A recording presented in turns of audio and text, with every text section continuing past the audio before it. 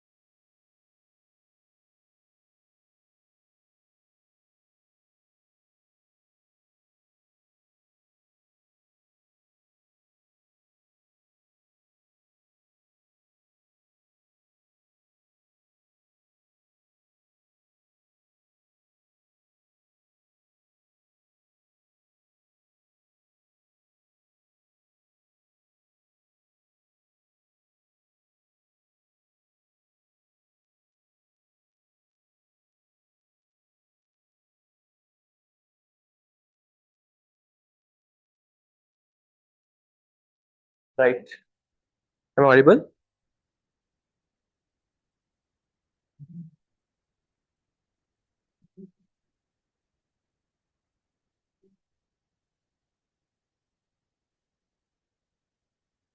Right. Now, good morning. Right.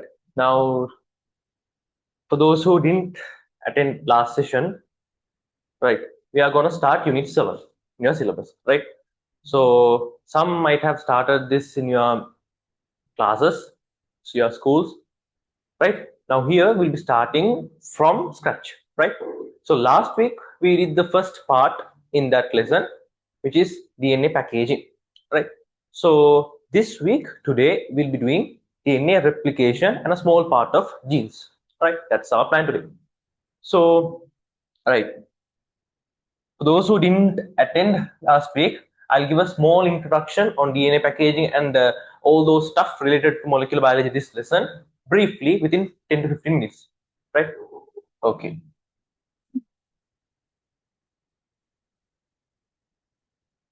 Molecular biology, which is your unit 7, right? Now we know from doing papers, normally a A-level format paper consists of 50 MCQs, right? So those 50 MCQs gives you direct 50 marks, right? Direct 50 marks. From those 50 MCQs, every year, minimum of 3 MCQs are questioned from this lesson, minimum. It can go up to 4, but it's very rare, right? So let's assume 3, okay, 3 marks. Then if we come to, now this is part 1. Now if you see part 2, in part 2 there are 2 sections, the structure part and the essay part. In the structure, normally, a structure normally consists of 5 marks, right? From that 5 marks, you can assume almost approximately 2 marks from that 5 mark in one structure. Normally, this is question in the fourth structure. This lesson is question in the fourth structure. If you consider essays normally we know 150 marks. Those 150 marks will be divided totally 4 essays 150, 150, 150, and 150. It will be completely 600. We'll be dividing it by 20, so 30 marks. So one essay 7.5 marks. Molecular biology normally they'll be questioning half essay, right? There are very rare chances for a huge complete essay, but most commonly they'll be asking from one part of the essay. So one part means half of 7.5, almost 3.75. So we'll take it as minimum 3 marks from one essay.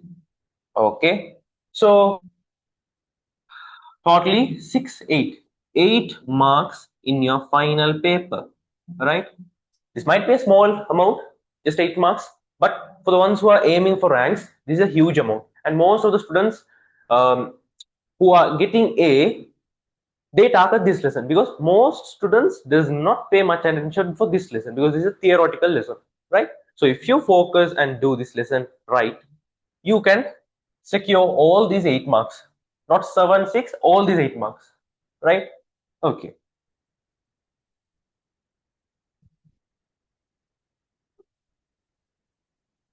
right. Now this is the importance of unit 7. Okay, right. Now I'll introduce for the topics of this lesson. Before going on into a lesson, I should introduce the topics that are included, right? Okay. Last week we started the first topic, which is DNA packaging. Today we'll be starting and finishing off DNA replication. And I'm hoping to start genes, appearance, and the chromosomal theory. Fourth topic will be on protein synthesis. Fifth will be on mutations. And the last one will be on gene technology. Right? This is what this lesson consists of. Done. Okay. Now, in my physical classes, I mean this part, gene technology. So, no worries. Today, I'll try to complete these two, and tomorrow there will be a physical session for you from 3 to 5:30. So, on that, I'll try to finish this and this maximum. At least I'll finish this and do half of it. Okay? Right. That's our plan. Right. Now, I'll give a small, brief idea on last class what we did. Not much detail one. For those who didn't attend, I'll give the recording of the last week session. But just as a warm-up session, I'll do what we learned last week.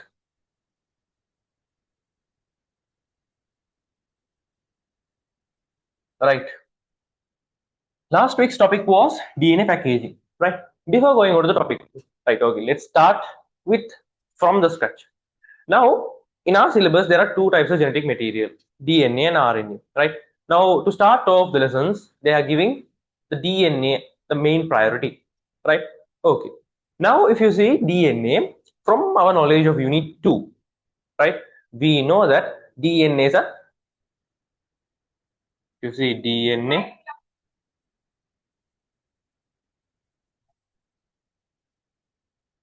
the DNA molecule, 5 prime, 3 prime, 5 prime, 3 prime. They are double stranded, right? They are anti-parallel. right? Those are the things we know, right? They spiral around a imaginary axis. Here also they are giving certain type of additional information on that. That's it. To start off this lesson, they are giving certain discoveries. They are introducing lesson with some sort of discoveries, right? Okay, let's understand these discoveries some like a story, right? Now, right, this is the thing. Now these are the parts which are included in unit 7, right? Two scientists, James, this is what we will learn last week. I'll give a small idea on that, right? Let's start off. There were two scientists, James Watson and Francis Crick, right? These two, the one who was who said that DNA is a double-stranded molecule, right? They said that DNA is double-stranded. Those who attended last sessions, you might feel a bit bored, but still try to recall, right? Before I write something, if you can remember and recall that, you just write it down, or just think, right, this will be the next step, this will be the next step. Yeah, so try to recall them. Okay, so now DNA is double stranded, but how did they come to an assumption like this? They use some sort of technology called X-ray crystallography. X-ray crystallography. Based on this, they said that X-ray crystallography. Don't ask me what is this X-ray crystallography, because they haven't given clear description. They haven't given a clear description in the resource book, so they won't be asking any sort of questions from that, right? Okay, this X-ray crystallography was proposed by Rosalind Franklin,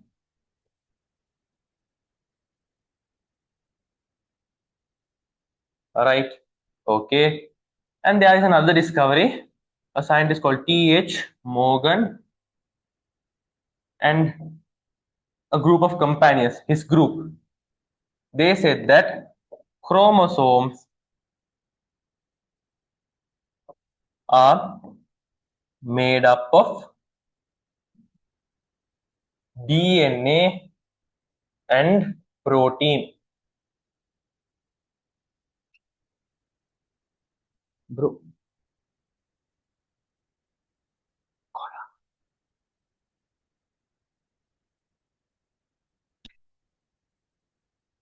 right?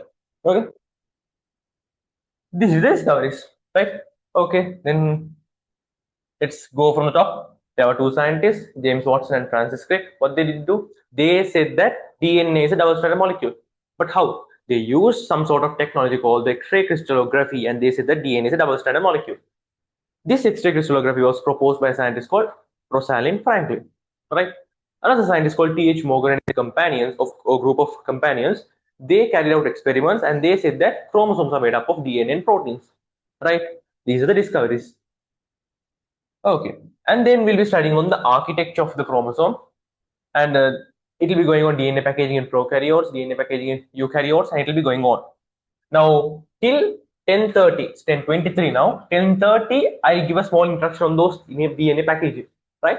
After 10:30, I'll start the DNA replication, which is today's topic, right? Now, architecture of the chromosome means the next topic after discoveries was architecture of chromosome. Now, just have you heard of this word chromosomes? Yes, you might have heard, because under unit 2, under cell division, we have learned it. So, we know that chromosomes in humans, normally there are 23 pairs of chromosomes, right? Now, here we'll be studying how those chromosomes are formed, what is the relationship between chromosomes and DNA, how these chromosomes have an impact on humans too, right? Okay. Now, in architecture of the chromosome, they say certain important statements. There is no huge notes under this. They have given certain specific notes, just simple statements, right? Right. Now, under architecture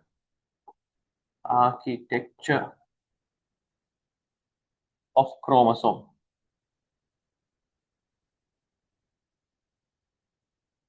First statement, First statement is they're saying DNA is also said as chromosomes. DNA in prokaryotes and eukaryotes are said to be chromosomes. Now, we should not argue here because DNA we know separately, some sort of genetic material. Chromosomes we know separately, but how can we, say both are same? DNA and chromosome same. We will clarify this on the further part of the lesson, the latter part of the lesson, right? Here they're just giving hint. So here we have to accept it and move on, right? We should not keep on thinking on that how DNA and chromosomes are similar. So they are saying DNA in prokaryotes and eukaryotes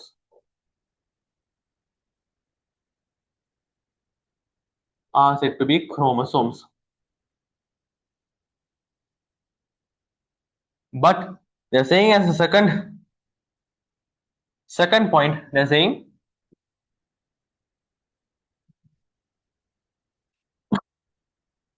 but true chromosomes, the word true chromosomes are present only in eukaryotes. Alright, true chromosomes are present in eukaryotes. Can you see this blue color writing on the board? Should I change the color? Can you see the writing?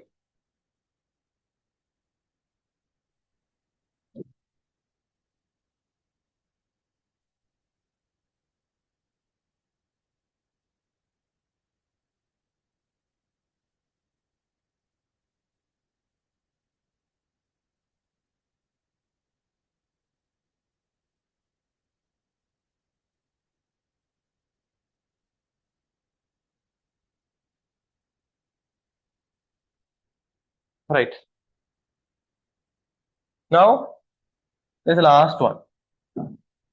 Under architecture of the chromosome, we'll be learning the arrangement.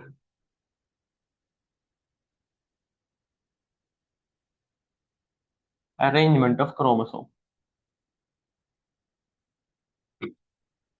But they haven't given that. They have just said that architecture of the chromosome means arrangement of chromosomes, and they have just left it out. They haven't said how chromosomes are arranged and those stuff. They haven't given it.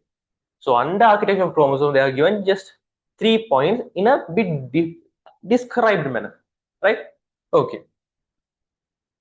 Then is this clear? Architecture of chromosome. Under architecture of chromosome, they said that DNA in prokaryotes and eukaryotes are said to be chromosomes. Okay. But true chromosomes are present only in eukaryotes. This will be clarified with the flow of lesson. Okay. Then they come to the third point, which is the arrangement of chromosome. Architecture of chromosome means arrangement of chromosomes, right? Okay.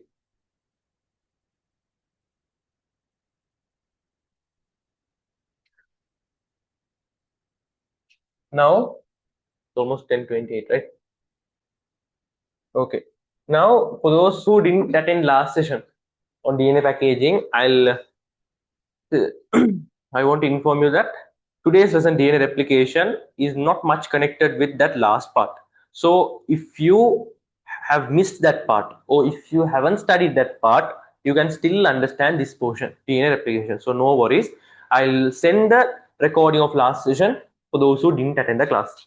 Right? Okay?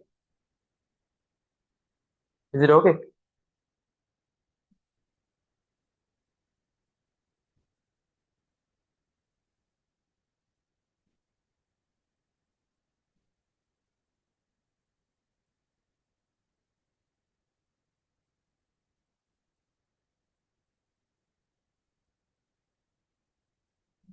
Right. Then let's go to the new topic. Right? This is a bit interesting topic.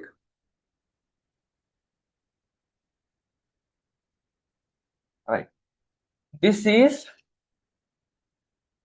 DNA replication.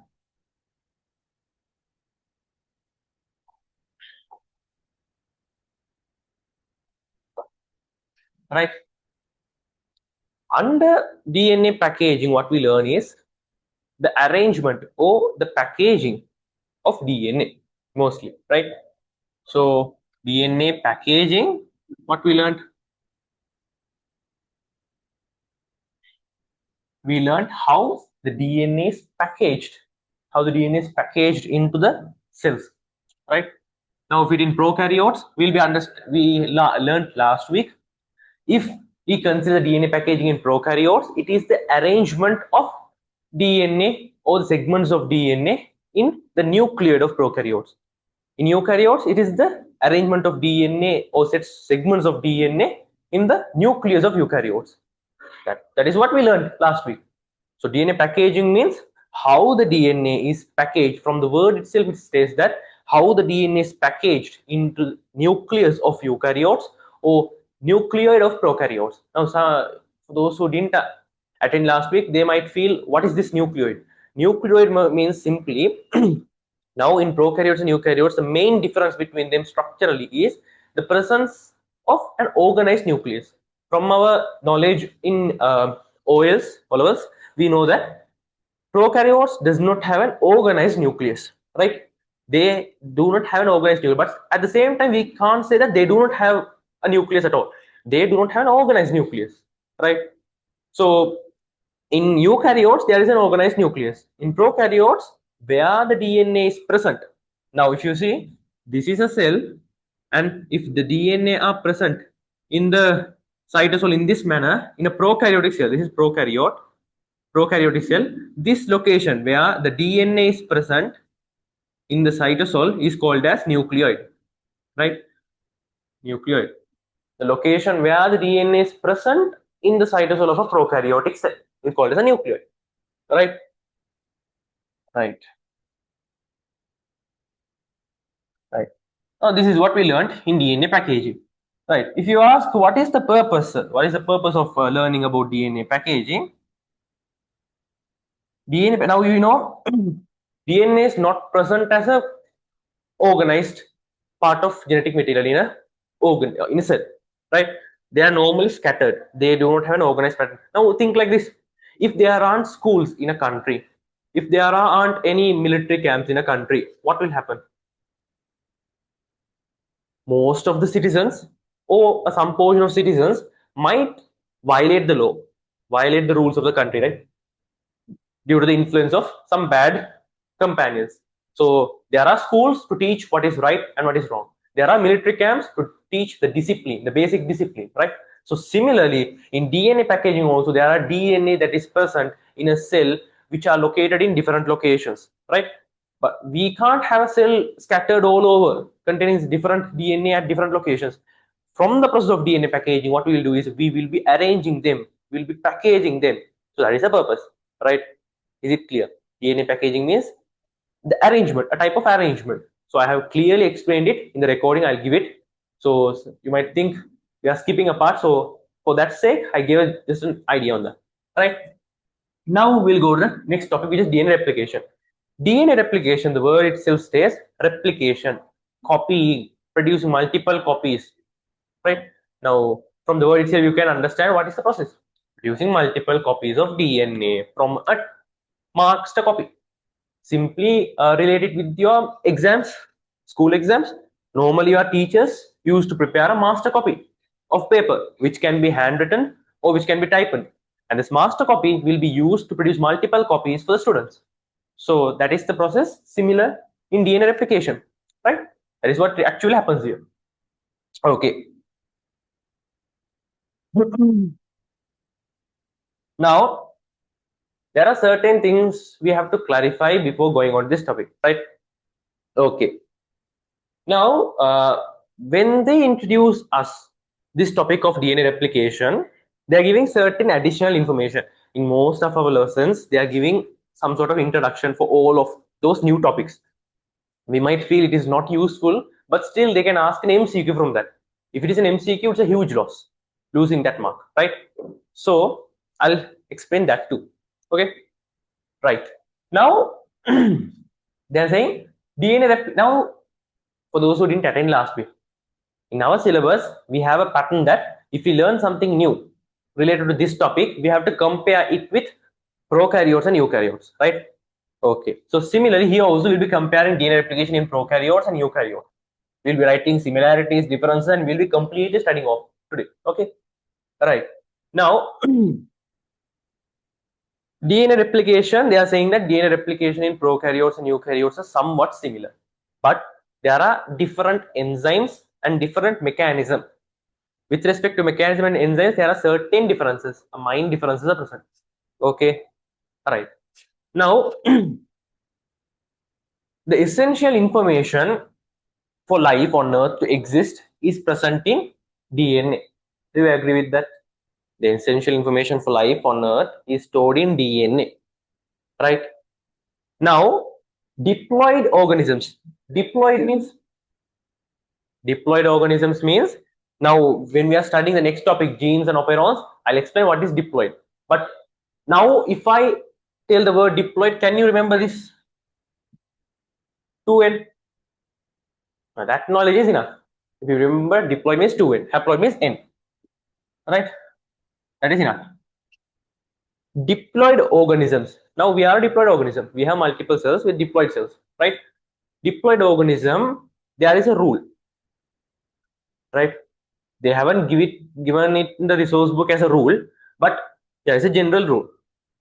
All diploid cell should contain the same genetic composition as it was in the zygote, right? Okay, let's break down that statement. Now there is a sperm, there is an egg, right? During fertilization, they form a zygote, which is 2n. And further it will be developing into an embryo, right? But here they are relating to zygote, right? Okay, zygote. We'll focus on that. Now this formed zygote will be consisting some genetic composition. Am I right? Because here father will be giving 23 pairs of chromosome, mother will be giving 23 pairs of chromosome. So those genetic composition will be present in the zygote, right? So this zygote will be consisting of some sort of genetic composition in it, right? For diploid organisms, there is a rule. The diploid body cells should contain the same genetic composition that was present in the zygote, right? So diploid body cells, right? Right.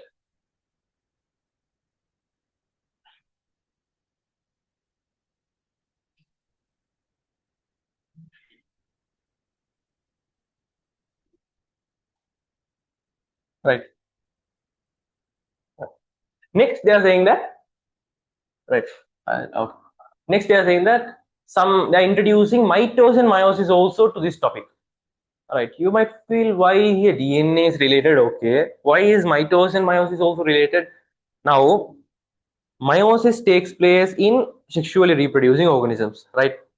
Mitosis takes place in asexual reproducing organisms, right? What happens in meiosis? Meiosis will be taking place to reduce the number of chromosomes. Am I right? Now, if there is a cell 2n, at the end of meiosis 2 will be producing gametes of n, right? That is what happens. Okay, then we can come to a conclusion, right? Meiosis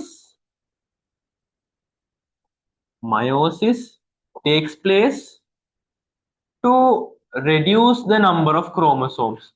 Reduce the number of chromosomes, right? Reduce the number of chromosomes. Okay, we can say it in other words, to maintain the number of chromosomes too. Okay, right. But in the case of mitosis, we know that mitosis definition itself states that it is a type of nuclear division where it produces identical daughter cells.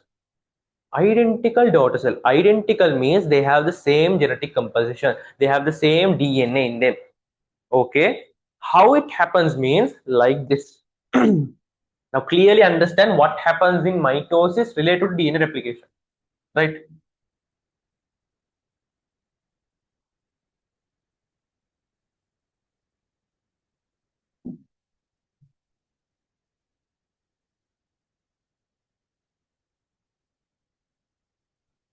Right. What happens here is, now think like this.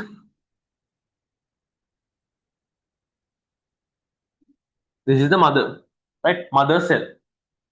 Mother cell consists of a DNA, right? Think this DNA has some sort of information in them controlling the skin color, right? Now, this is the mother.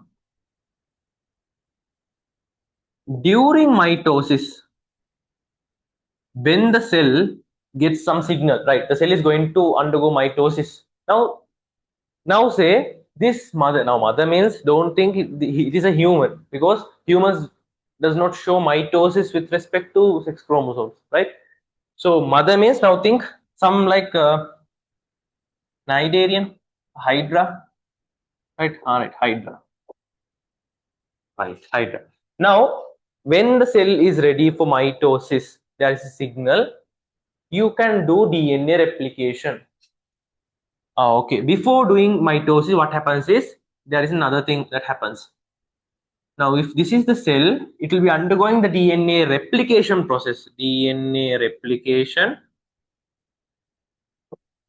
and produces an identical copy of DNA. Identical copy of DNA will be produced.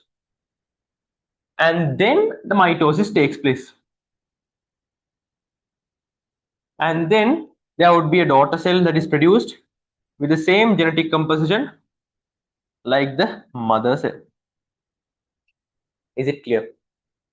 Now, there is a mother cell that is present, a hydra, think a hydra, right? They are asexually producing organism.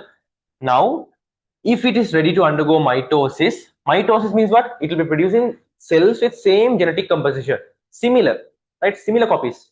So, if similar copies should be present, now if this is the case, now just think. Now, don't think about this. This is the actual process that is happening. If in case DNA replication does not take place, if DNA replication does not take place, without taking place of DNA replication, if the cell directly undergo mitosis, can the mother cell give a DNA copy for the daughter cell? No, because it has only one. It can't cut it and give, right? Those cutting cannot be done in a cell. So either it should give completely or it should not give. If it gives completely, it does not have that type of gene in it. So it is not identical to the daughter cell. If it does not give, the daughter does not have a DNA. So there's a huge problem. What is our motive? Through mitosis, we should produce genetically identical daughter cells. So for that, this DNA replication is a must. Is that clear? Drop me a message if is it clear.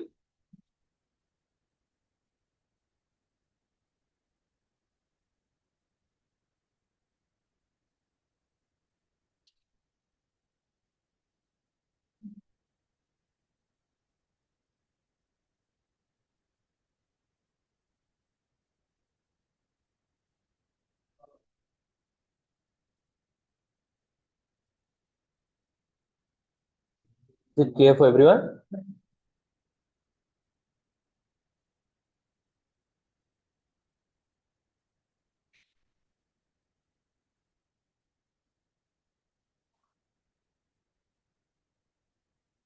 Is it clear for everyone?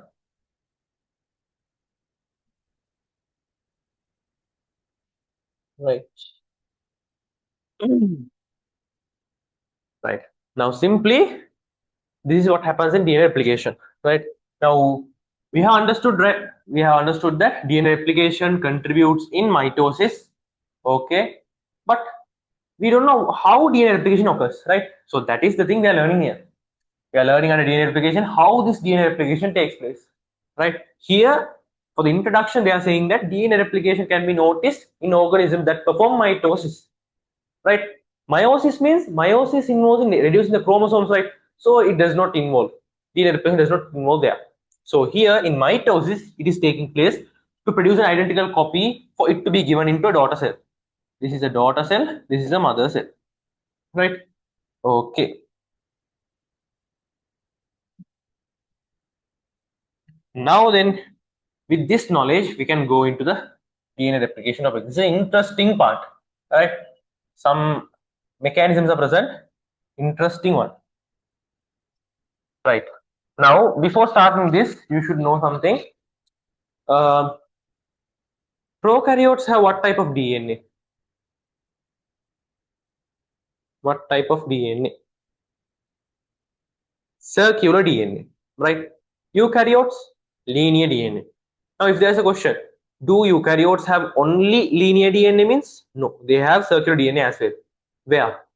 Circular DNA is present in mitochondrial matrix and stroma of chloroplast, which we learned under unit number 3.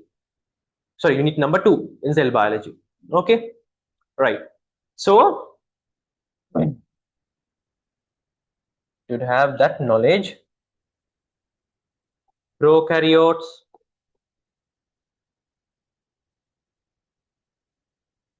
have circular DNA, right? They don't have linear DNA. Okay, right. Eukaryotes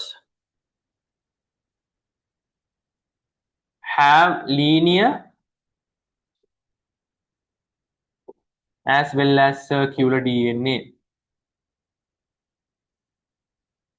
Okay, prokaryotes, the circular DNA, where are they present? Nucleoid.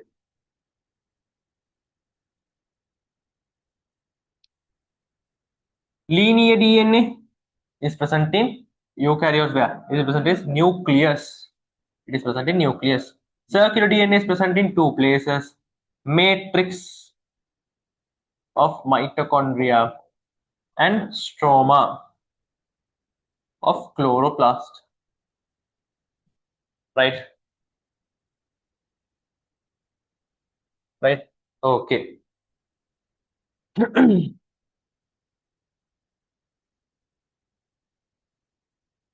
Okay. Now, here this is a bit easy because in DNA packaging we learned like this. DNA packaging in prokaryotes was first learned, and then we went to the DNA packaging in eukaryotes. There were two different processes, completely different process. Here, if we learn prokaryotic DNA replication, there is nothing to understand in DNA replication in eukaryotes because both are somewhat similar, right? Okay. Now, first I'll start the lesson with the prokaryotic one.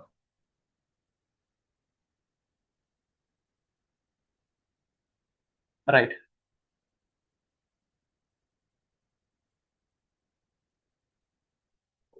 Prokaryotic DNA replication.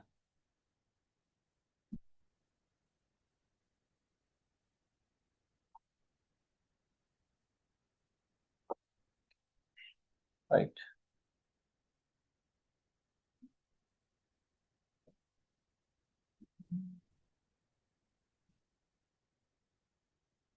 Right. Now, the DNA that is present in the prokaryote, I said that it is circular DNA. Now it will be looking like this.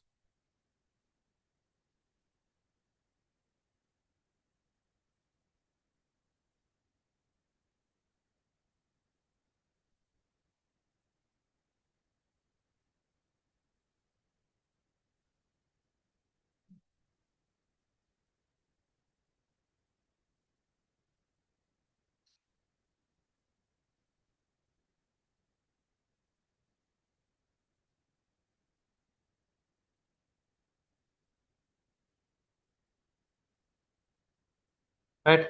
This is what circular DNA looks like. They are nitrogenous bases.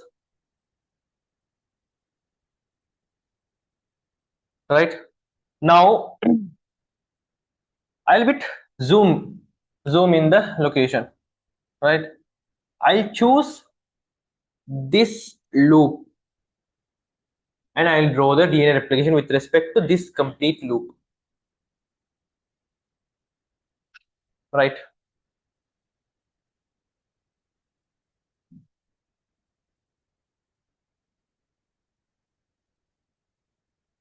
right? Now it will looking like this, right?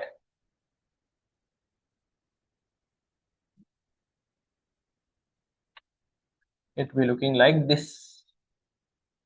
One end will be 5 prime, other end will be 3 prime, 5 prime, 3 prime. Here I'll take some base, there will be some bases like this.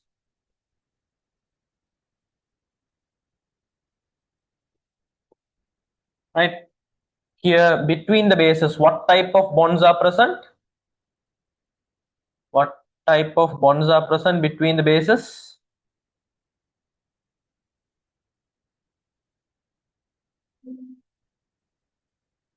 Nitrogenous bases.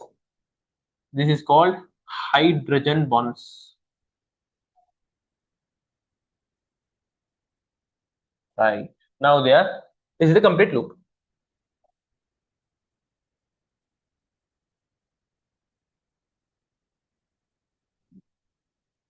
Right. This is how it looks like. Right. Now, how so now begin? Now, how does this DNA replication begin in a circular DNA? Now, right. This is the DNA. This is how it looks. A complete loop will be looking like this. Now, I'll explain with respect to one loop. Then you will understand what the rest will be taking place. How the rest will be taking place. Right. Okay. Now, now there's a thing like this. For a DNA replication to take place, the main first rule, the first requirement is presence of origin of replication, simply named as ORI, O-R-Y, or O-R-I, right?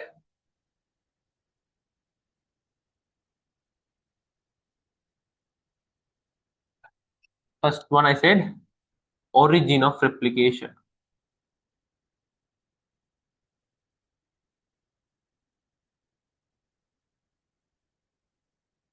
This is also named as ORI. Origin of replication means the sequence of DNA where the proteins that initiate DNA replication binds to. Okay, let's write the definition and understand what it actually says. It is the sequence of DNA where proteins that initiate DNA replication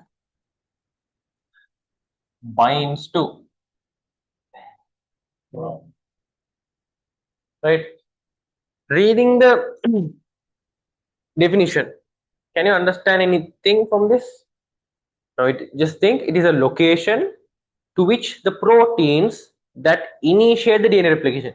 All right, then we can come to a conclusion that there are proteins involved in it. Yes, they have said that too in your resource book. Proteins are involved.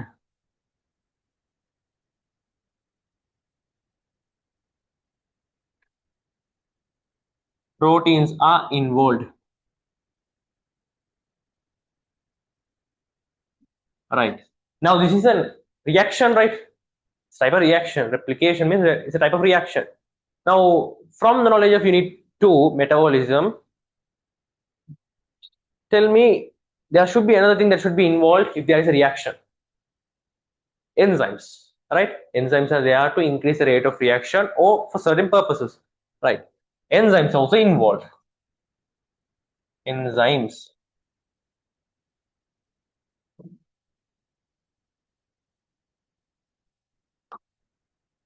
Okay. Now we have just entered the DNA replication. For a replication to take place, origin of replication should be present. What is origin of replication? Origin of replication is the sequence of DNA where the proteins that initiate DNA replication binds to. Okay, that means for DNA replication to take place, origin of replication should be present. That location, origin of replication, there would be proteins binding. That means proteins are involved. Yeah, proteins are also involved. Okay, then it is a type of reaction. Then there should be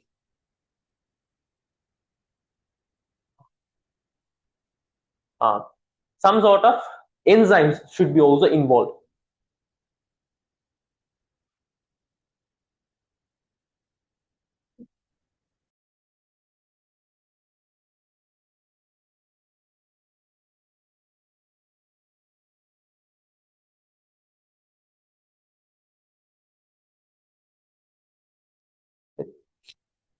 right?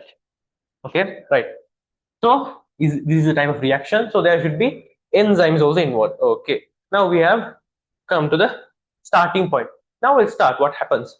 What happens actually is, now if this DNA is to be replicated, not all the DNA undergoes replication. You should be clear on that, right? Now, if this DNA is eligible for DNA replication, what happens is an origin of replication takes place with the involvement of proteins, right? But they haven't given what are the proteins. They haven't given what are the proteins, right? Okay, right. Now this is the DNA, the loop-like structure. Here, there would be a separation at this point and at this point. These two cross marks are called the origin of replication. Just think, at this point there's a break, at this their point is a break, right? There is a break. Okay, this is the origin of replication. Now,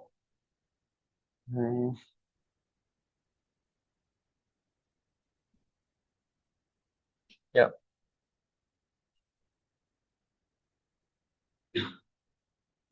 wait a minute.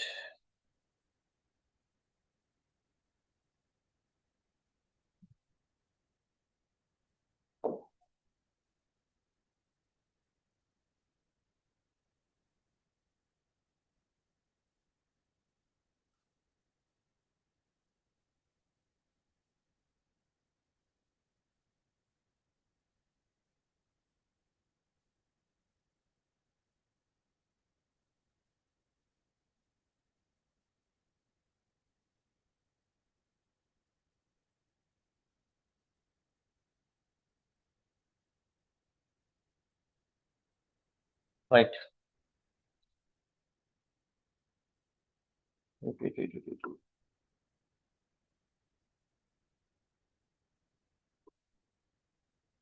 Right. This is origin of replication. Right. Now there is a start. The first step for DNA replication has initiated. Okay. Then still, can you understand that the two strands, the upper strand and the lower strand, are still held by this hydrogen bonds like this. They can be broken, but still they are held by these hydrogen bonds, right? They are held. So for DNA replication take place, we have to break this. That is our second point, right? Okay. With this mechanism, now I'll explain the mechanism. With that, I'll explain the terms too. Terms means stepwise. I'll explain that, right?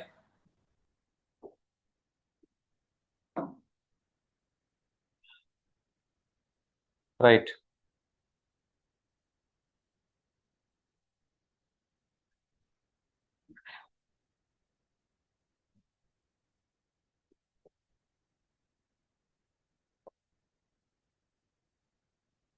First one. First one. What was the first one?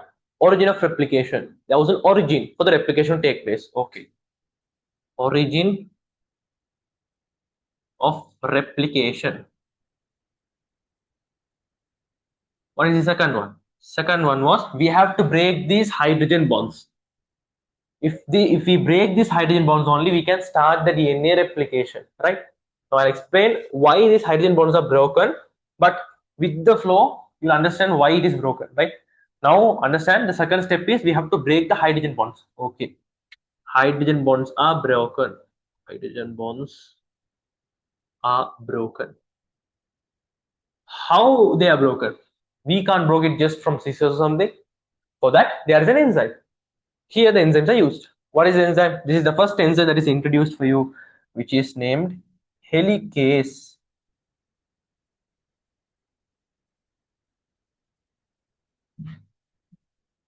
The enzyme's name is, it is done by helicase. Right. Now helicase,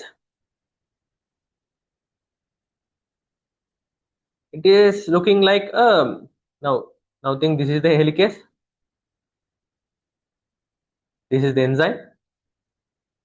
It is having a function like a scissor, right? Now then we can just, for illustration, they are not actually looking like this. For your understanding, I'll draw it like this.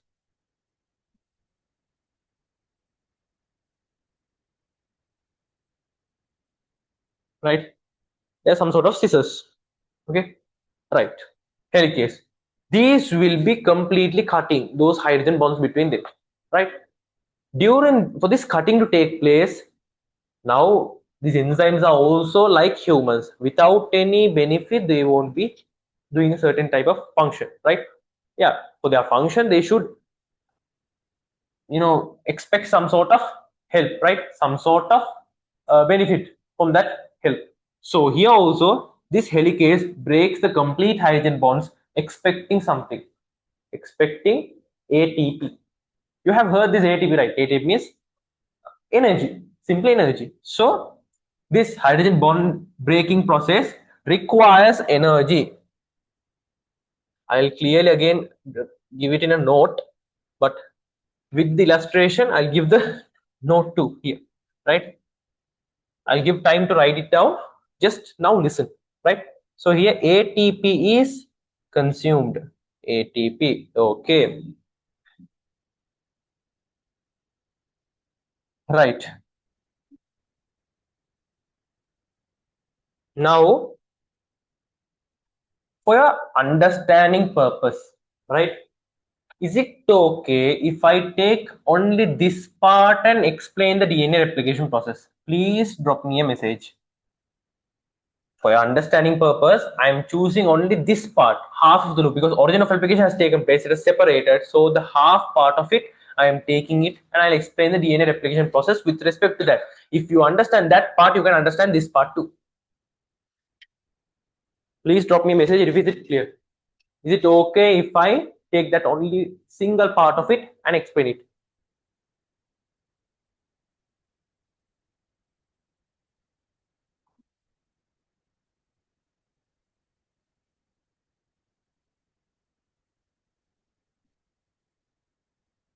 Okay, right? Right. Perfect. Now, you should understand one thing. This DNA replication starts at this point and it will be taking place in two directions. One in this direction, one in this direction. Right? Both the direction. Now they'll be separated. Just think like that. Now I'll take only this part and I'll draw. Now it is looking like this, right? I'll take a new screen, right? Clearly try to understand this. Right. Now let's go to that one. Now this was 5 prime, then this should be 3 prime. Okay. Then this is 3 prime, this is 5 prime, this is 3, sorry, this is 5 prime, this is 3 prime, right? Now here there are bases, but are they bounded? Are they bounded means no. Why they haven't they bounded? The nitrogenous bases are not bounded. Why?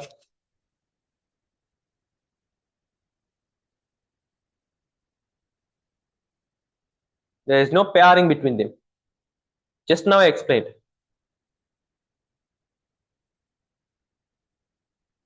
Because something is missing between them. What is it?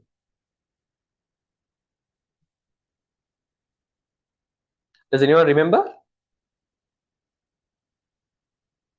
Something is missing between them. If it's wrong, no issue. Just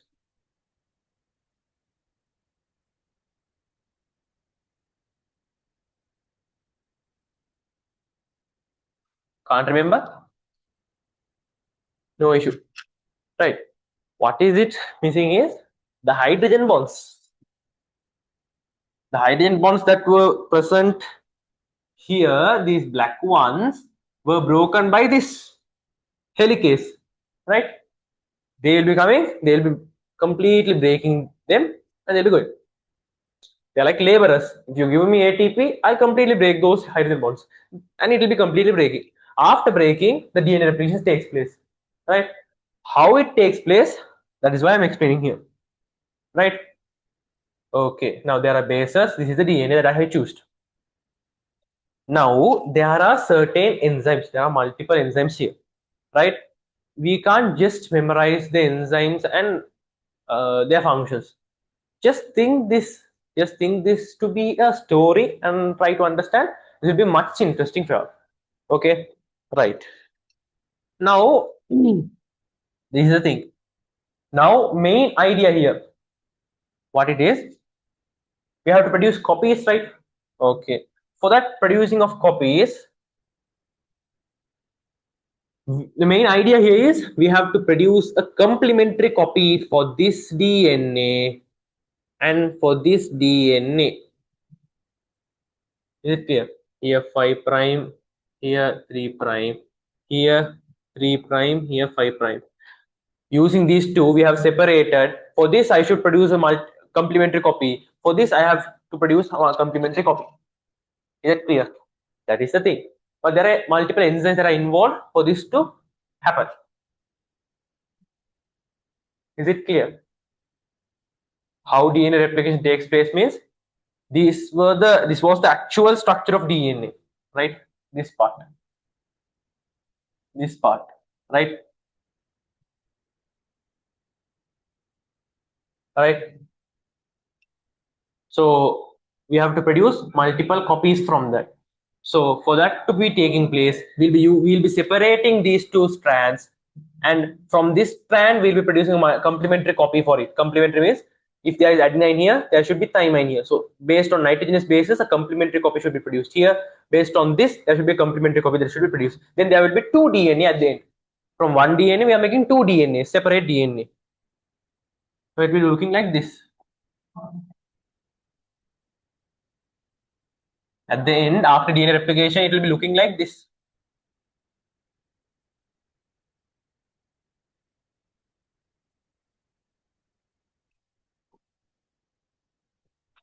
Like these two DNAs. One on the top one, this is the first DNA, this is the second DNA. So from one DNA, from one template DNA or master copy DNA, we have produced two DNAs. So is that clear? That is the idea. That is what we want. But how it happens means there are multiple enzymes. I'll explain the mechanism. Is that clear? This is what we want. The overall idea is this: from one DNA, we have to produce two DNA, two complementary DNAs. If it's clear, drop me a message.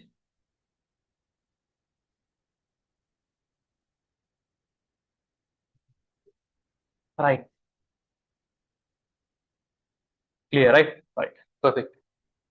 Okay. Then we'll go to the mechanism.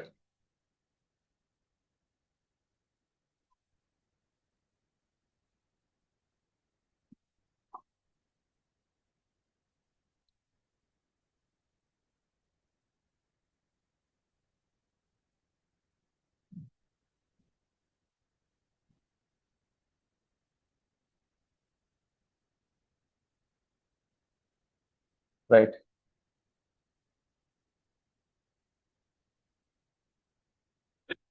Now take this as the DNA: 3 prime, 5 prime, 5 prime, and 3 prime. There are bases, but they are not bounded because helicase has broken their hydrogen bonds. Okay. Now, yeah. Now I'm introducing you to the second type of enzyme. Second enzyme. Right. An enzyme called DNA polymerase.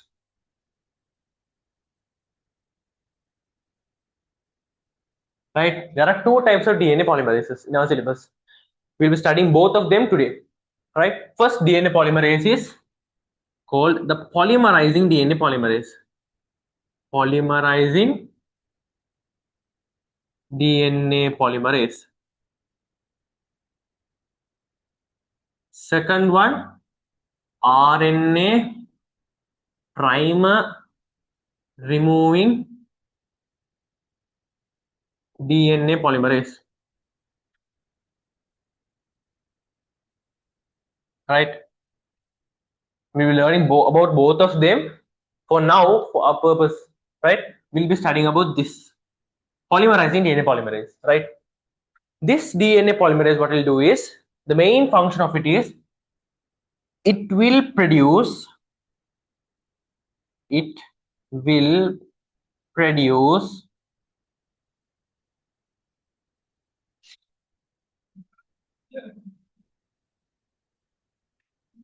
complementary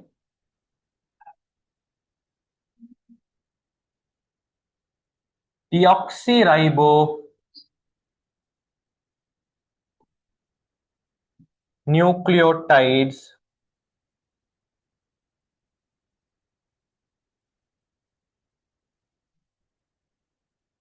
from 5 prime to 3 prime direction.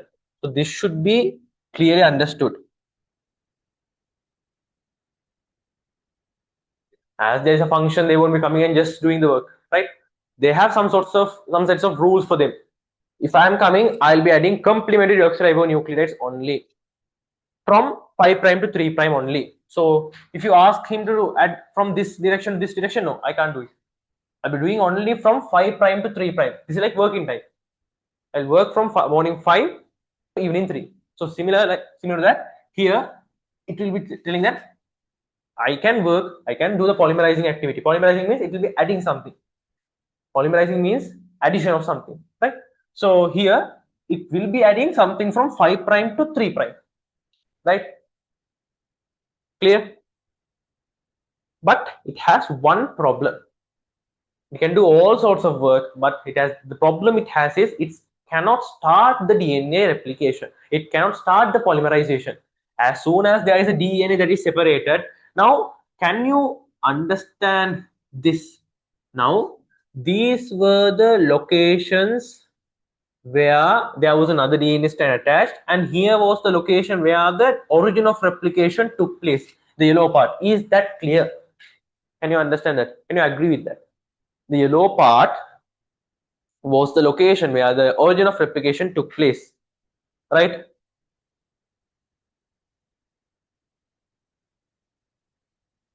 Is it clear?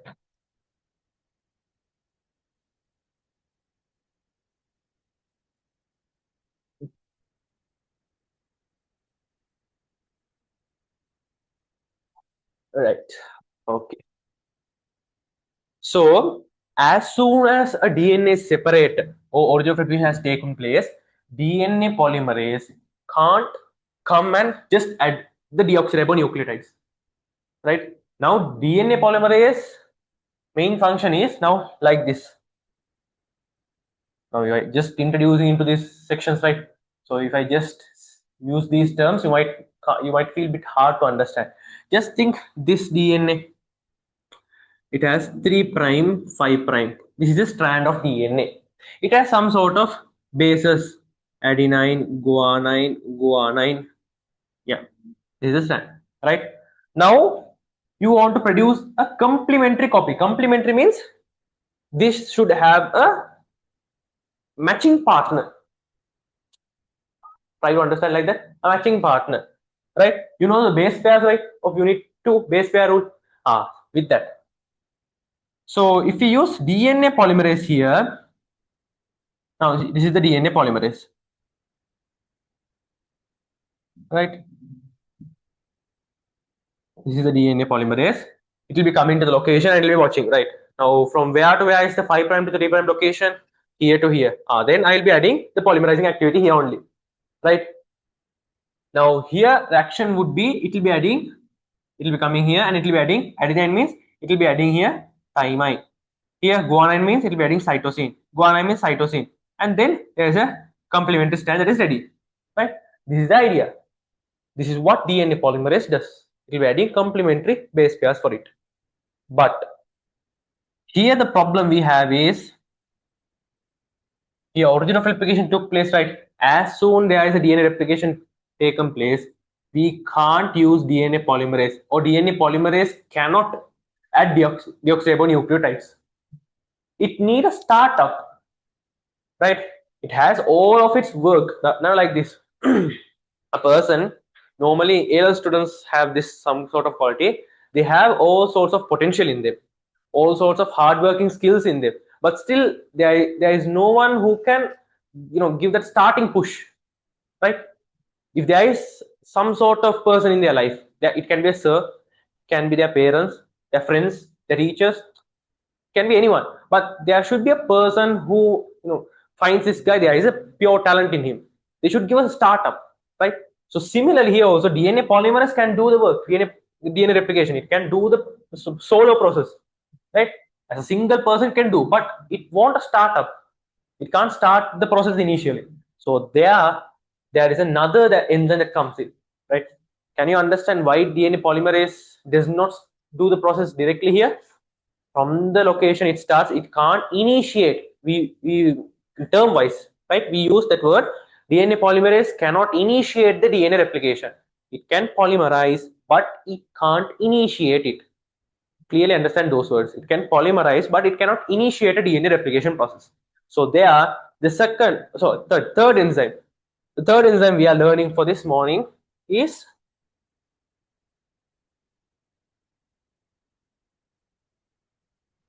third enzyme. Now this was the second enzyme. Previous one. Uh, uh, uh, this was the first enzyme, helicase. Second one was DNA polymerase, and third one now is primase. Primase, right? Now you can ask, so then what does primase do? Primase function is it will be adding a primer RNA fragment, right? Now what will happen is, now I'll draw it again.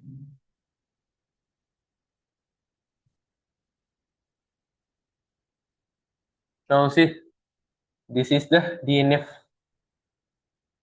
This is 3 prime, this is 5 prime, this is, sorry, 5 prime, this is 3 prime, right? There are bases. Now the primase will be coming here.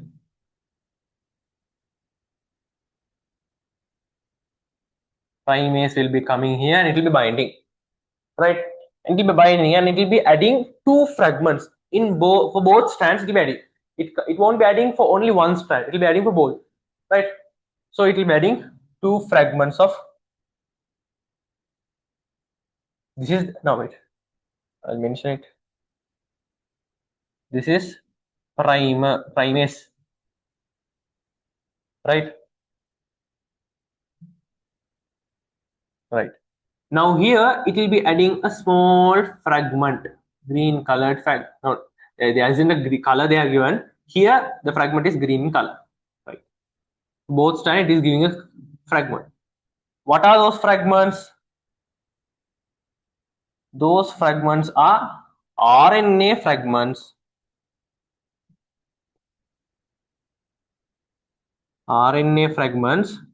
They are commonly called primer. Primase and primer are different. Primase is the enzyme. Primase produces small RNA fragments called primer, right?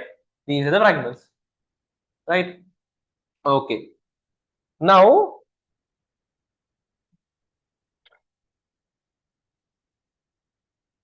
I'll draw here the structure again.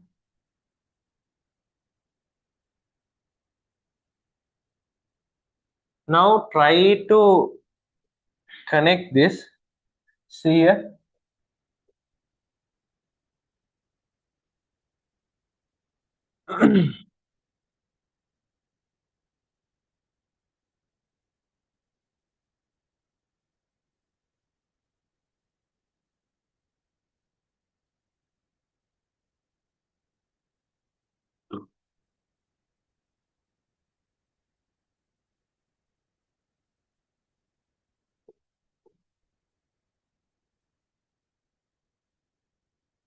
Right. Now, if this is 5 prime, this end should be 3 prime. Am I right? If this is 3 prime, this should be then 5 prime. If this is 3 prime, this should be 5 prime. 5 prime, 3 prime, correct. If this is 5 prime, this should be 3 prime. 3 prime, 5 prime, correct. Right. Now for the fragments, RNA fragments also we have added the prime parallelity, right? Okay. Now, right, this is how it looks after the primase has added the primers, right? It has added the primers, two primers. Okay. Now let's go to the previous diagram which I gave. Right. Now I said that from the origin of replication, the DNA replication takes place in two direction, in both the direction from it. So if this is the break, I'm introducing a break and I'll carry out the DNA replication in both the process in this direction, here and here, right? So I choose this loop, right? So it should take place the DNA replication in this direction, right? This, right? So then we can write here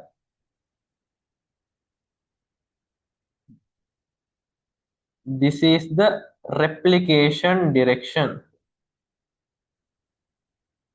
Replication direction, right? This is the replication direction. Okay, right. Now after the fragment or the fragment, DNA polymerase will be coming. There will be two DNA polymerases that will be coming. One will be coming to here, one will be coming to here, right? Now I'll erase this part.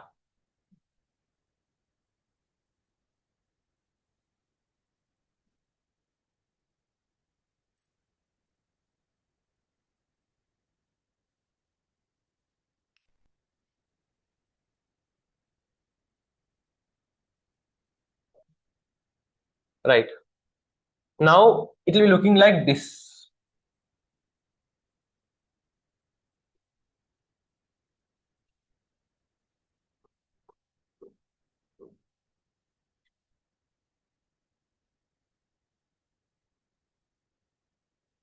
The prime would be present here.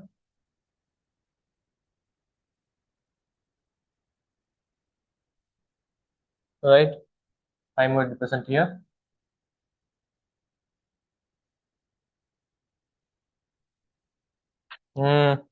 Here it is 5 prime, 3 prime, 5 prime, 3 prime, 5 prime, 3 prime, 5 prime, 3 prime.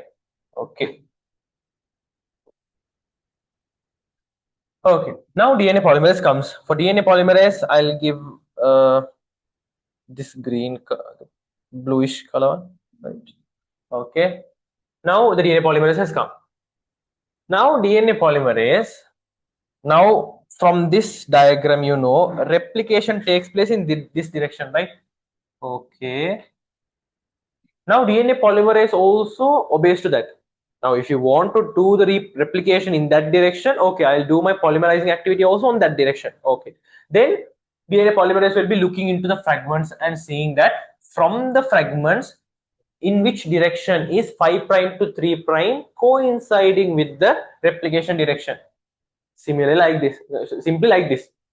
Now replication is in this direction, right?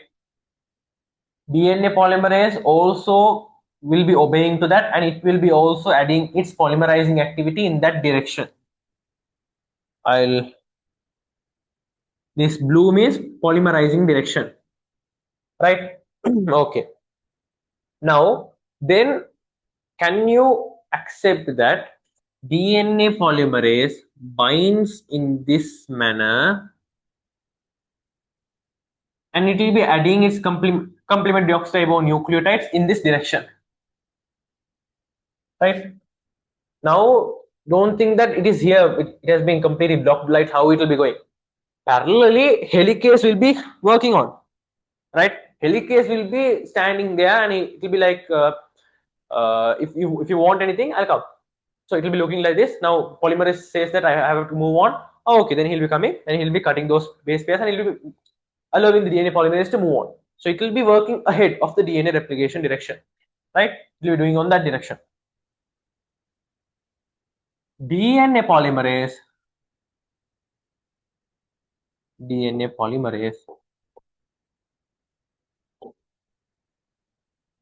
will be adding complementary deoxyribonucleotides on this direction,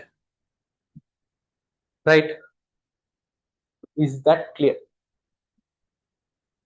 Now you might have multiple doubts. Now there is up strand, up won't the DNA polymerase bind to the upper strand in this direction, and what happens to these bases? There will be multiple questions. Wait, I'll explain each of them, right?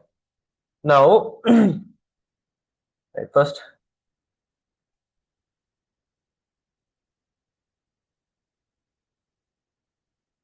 now after unwinding, just think it is looking like this.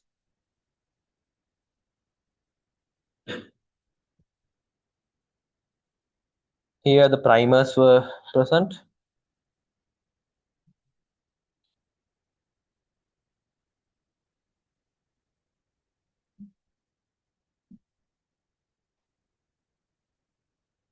The primers are present here. Now here, the bottom strand, polymerase has bounded, and polymerase will be adding complementary deoxyribonucleotides in this manner. Right? Here there would be strands to upper. So what happens to here? Let me mark the prime ends. 3 prime, 5 prime, 3 prime, 5 prime, 3 prime, 5 prime, 3 prime, 5 prime. Right. Now, I said there will be two DNA polymerases, right? First DNA polymerase bound to here, and in the direction of replication, it started to act. Right. Then other DNA polymerase, now it should also do some sort of work, like, so what it does is it will be binding to this direction here. It will be looking at the upper strand is free, okay. Upper strand 5 prime 3 prime direction is in this direction, okay. Then I'll add in this direction. It starts this replication in this direction. That is why I said replication takes place in both directions. Below, DNA polymerase takes place in this direction, above it takes place in this direction, right? So it starts this addition in this direction, right? Can you understand? Now, okay, now so when this process takes place, the below strand will be taking place as a continuous strand, but here there is a gap created, right? Now in the replication direction, it is adding, it's completely adding continuously. Here there is a space, right? Now this will be adding in the other direction. There would be a gap created here, right? Right. Now what happens there is like this. I'll draw it here.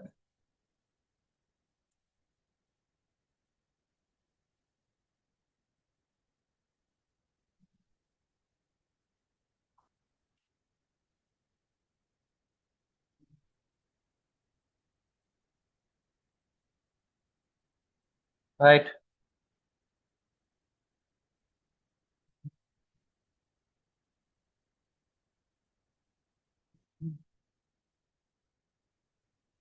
Here the prime is present.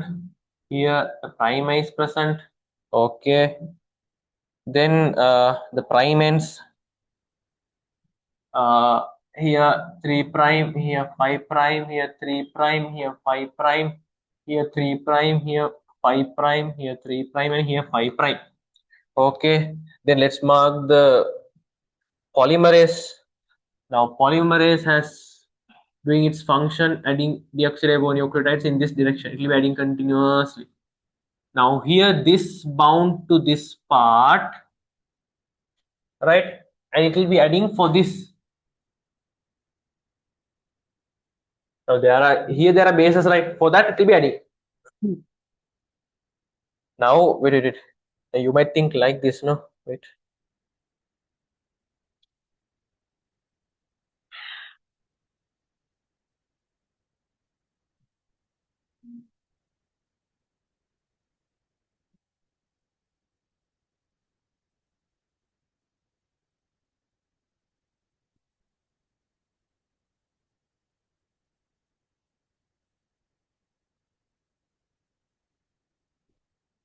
DNA polymerase binds and it will be adding. Now here there are strands, right?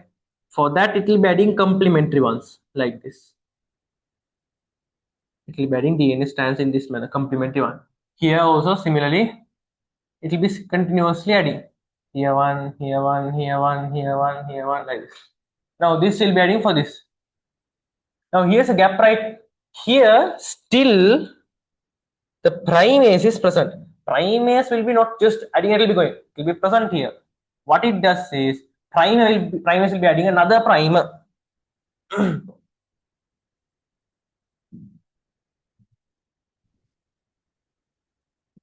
Right, now the primase will be adding another primer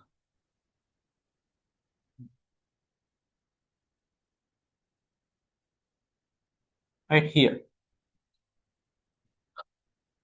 Carefully, patiently watch what happens.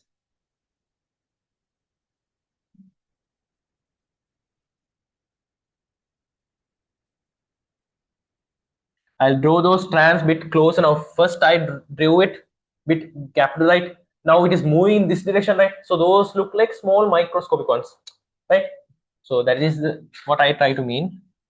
Right, now let's draw the primer.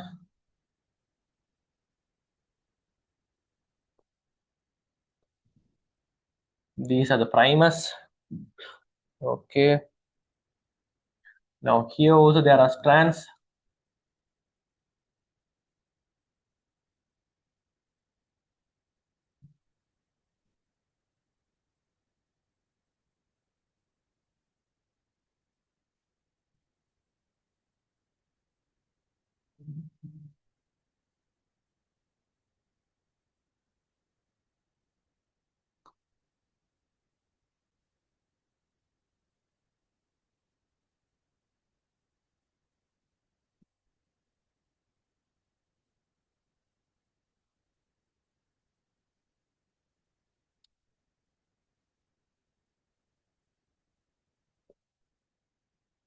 Right.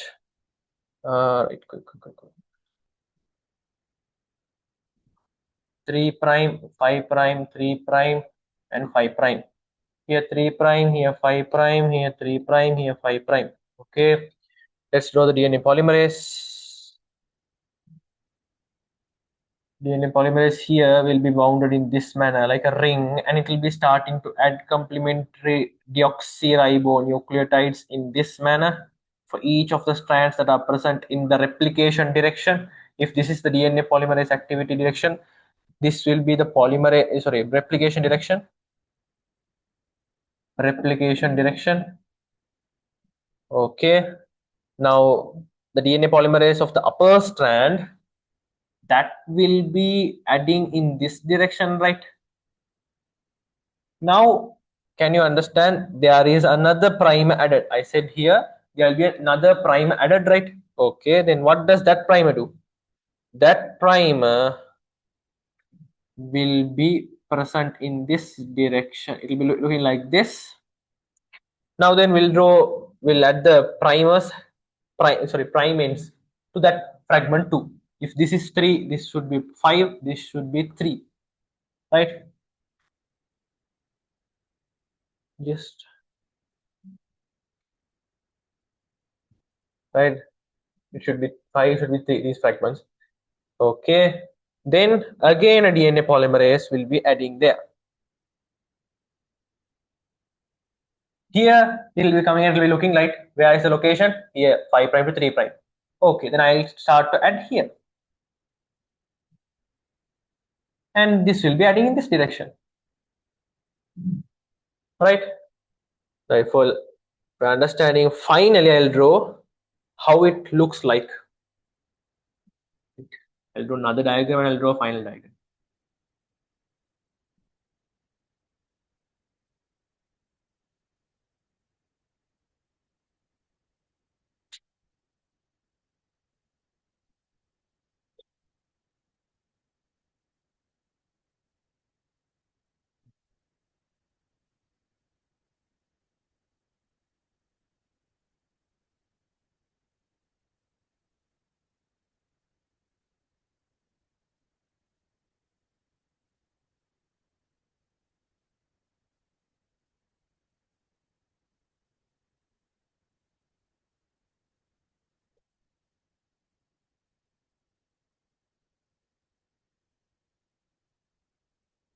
Right, now here I said there is a DNA polymerase, it adds complementary oxygen.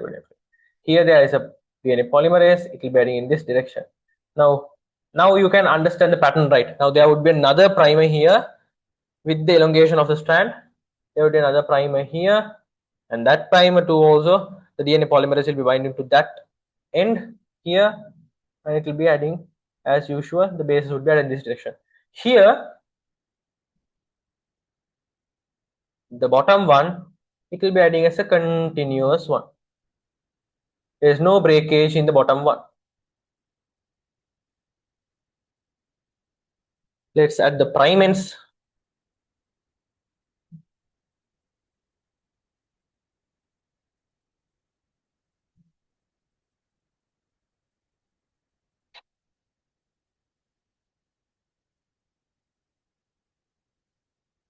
Three prime, 5 prime, 3 prime, 5 prime, 3 prime, 5 prime, 3 prime, 5 prime. Okay, here it will be 5 prime, here the fragment will be 3 prime, here 5 prime, here 3 prime. Right. Is that clear?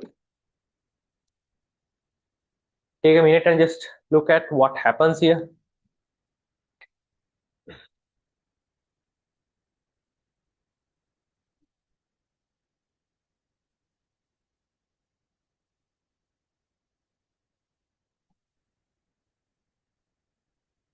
Now you might have some doubts why the bottom strand has a continuous one and the top one has some breakages. There is a reason. Right. This is what happens. DNA replication does not take place as a leading one, right? One strand will be taking place as a leading one, other one will be taking as a lagging. Breakages will be taking place. Now we have confirmed that, right? Now illustration wise, I did it from the start till the end. This is how it looks like, right? Now if we see here, this strand, it is doing in a continuous pattern, right? This one has certain breakages and there are multiple primers used. Here, the replication or the polymerization, the blue one is polymerization. Polymerization means addition of complementary deoxyribonucleotides. The polymerizing activity is in the direction of the replication direction. Replication means unwinding. Just think unwinding, right? Now here, helicase will be acting right now. I didn't draw helicase here. Helicase will be the one unwinding the DNA. It will be unwinding. How does it unwind? It will be unwinding by breaking the hydrogen bonds between them. Right? That is the function of helicase. Helicase, what it does? Now, if this is the DNA, initially the DNA was smaller. Helicase will be coming. Helicase will be unwinding the hydrogen bonds, and it will be now it will be breaking the hydrogen bonds and it will be unwinding. It will be looking like this at the end. Now there's a considerable amount of DNA. Right? Okay. This is what now if there is a strand that is produced, complementary strand that is produced in the direction of replication, it is called a leading strand. Now this is a leading strand. This bottom one is a leading strand.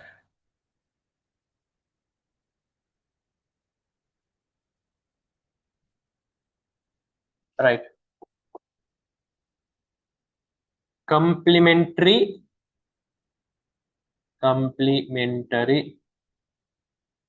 strand produced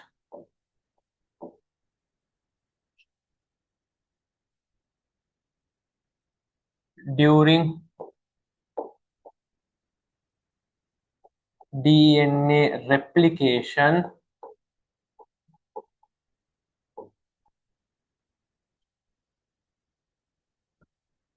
complementary strand produced during DNA replication by DNA polymerase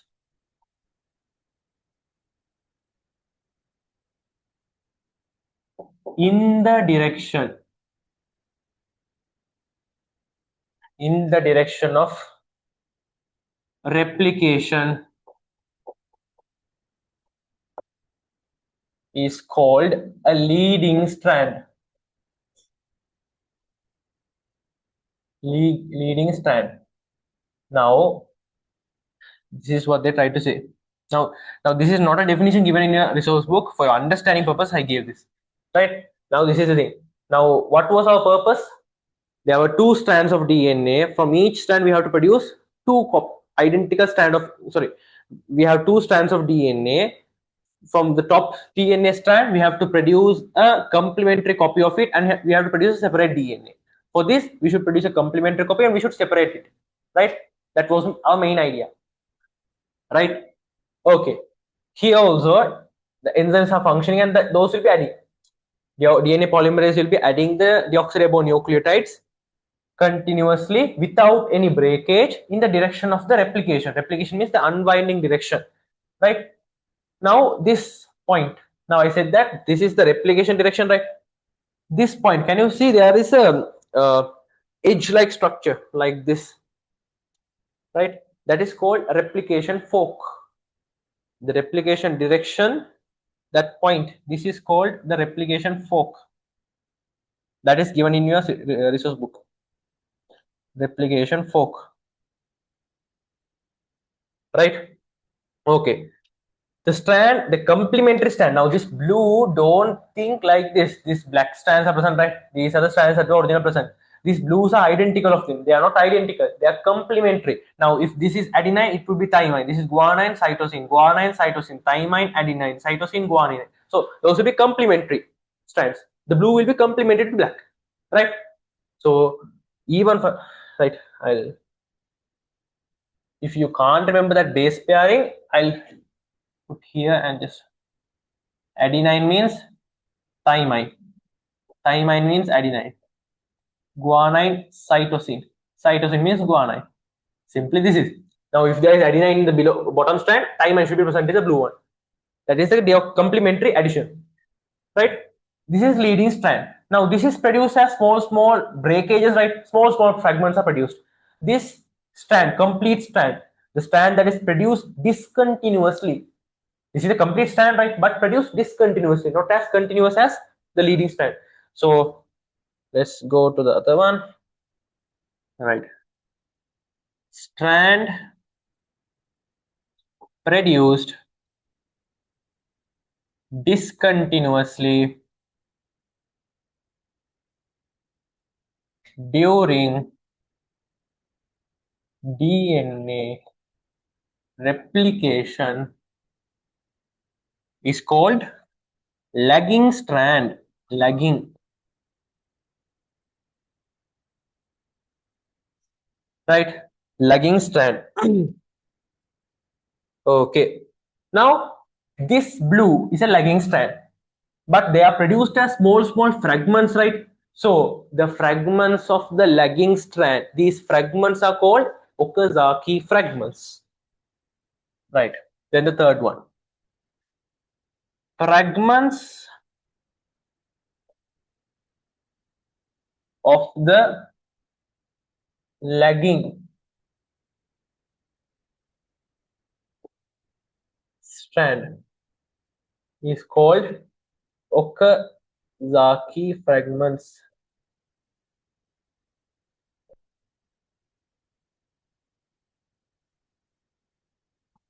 right?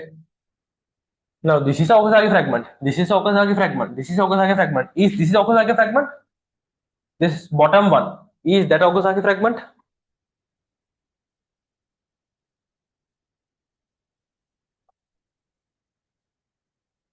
The bottom one.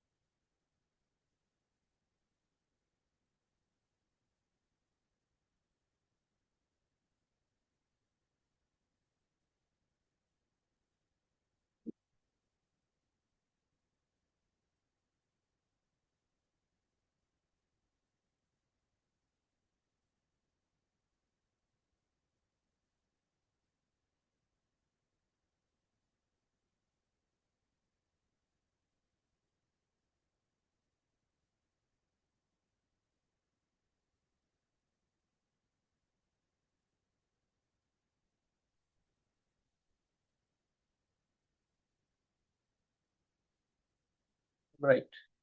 Wait, I'll again explain it.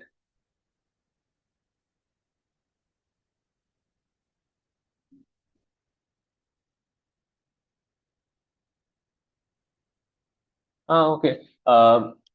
Were you in the meeting when I was explaining these diagrams? Oh, before that.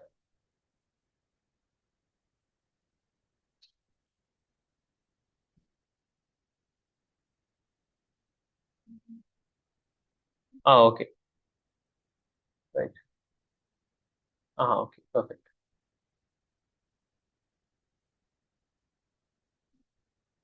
But still, I'll explain it again.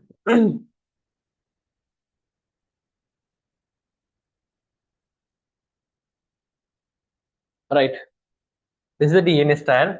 Now, our purpose was to produce a complementary for this, and separate that. Two DNA will be produced from a master copy of DNA. Right. Okay. Then what happened? Origin of replication took place, and there was helicase coming. Helicase, what was the function? Helicase had function was it breaks the hydrogen bonds between the nitrogenous bases, and it unwinds the double stranded DNA molecule using ATP with the expense of ATP. Okay. Then there is an enzyme called DNA polymerase. What is the function of DNA polymerase? DNA polymerase adds complementary deoxyribonucleotides from 5 prime to 3 prime, right? 5 prime to 3 prime of a nucleic acid. Okay. Can DNA polymerase initiate a DNA replication? Means no, it cannot initiate DNA replicates. It can only polymerize, add complementary. So, okay, then what can initiate? A primase. Primase is an enzyme which produces a small fragment called a primer. This green color is a primer. This orange or yellow one is a primase. This green fragment can initiate. A DNA polymerase will be coming, and if there is a fragment of RNA, a fragment of primer is present, it will be coming and it will be looking the primer ends and it will be binding. Okay. Now, if you see here the first DNA polymerase came and it bound to the uh, fragment of primer, and it looked at the direction. Okay. Now, from the previous diagram, we know I said from the origin of replication, DNA replication takes place in two direction, in both direction, in this direction. Now we choose this loop, so replication should take place in this direction. So this white arrow indicates the replication direction. Replication direction means unwinding direction. Okay, right. Then DNA polymerase will be coming and it will be looking at this, and the first DNA polymerase will be noting it down, and it will be looking like, okay, if I polymerize in this direction, my polymerization direction and the replication direction will coincide. So I'll do it. And then it will be starting to add complementary deoxyribonucleotides, which is the blue color one. Okay. But here the upper primer will be feeling lonely. So there will be another DNA polymerase that will be coming and will bind to that. But this time, as it is late, it has to do its polymerization in the opposite direction, because here the 5 prime to 3 prime direction is in this direction, right? So it will be adding in this direction. It can't add in this direction because already one DNA polymerase is doing in that direction. So it will be doing in this direction. Okay. Now here, this direction, which was the first DNA polymerase to add the complementary deoxyribonucleotides, it will be adding in that direction continuously. But here, with the moving, here there is a gap that is created. This will be adding in this direction, right? But still there is a gap created here. So what does is the primase that is present, it will be adding another primer onto that. That primer will be present, and seeing a primer, the DNA polymerase will be coming. Now, can you connect this to now like this? Rather than memorizing, if you can connect some sort of notes with the previous knowledge you have learned, that will be easy. For example, now can you see here, DNA polymerases comes to this DNA replication process getting attracted to these fragments. Unless there are fragments, there wasn't any DNA polymerase, right? After seeing those fragments, there are coming DNA polymerases are coming and coming, and they'll be getting stacked down, and they're doing it their function. But when there are no fragments present, there are no DNA polymerases. So depending on the fragments only, they are coming, right? This is similar to, I don't know whether you remember it, Unit 5 immunity. Can you remember immunity? Unit 5 immunity. There was a similar scenario like this in Unit 5 immunity. Can anyone remember that?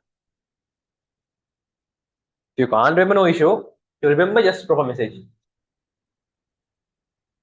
They're complete different ideas, but the mechanism is some sort similar.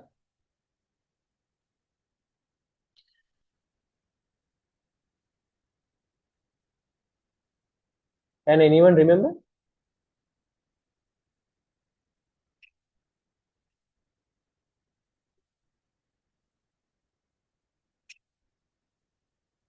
No. If no issue. Just put a message. No.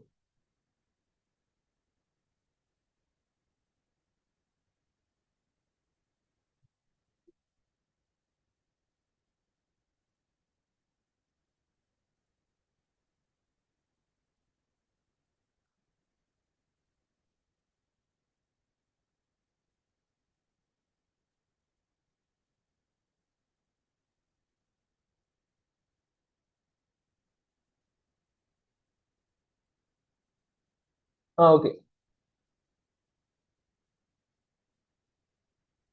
What I asked was this is what I was to say.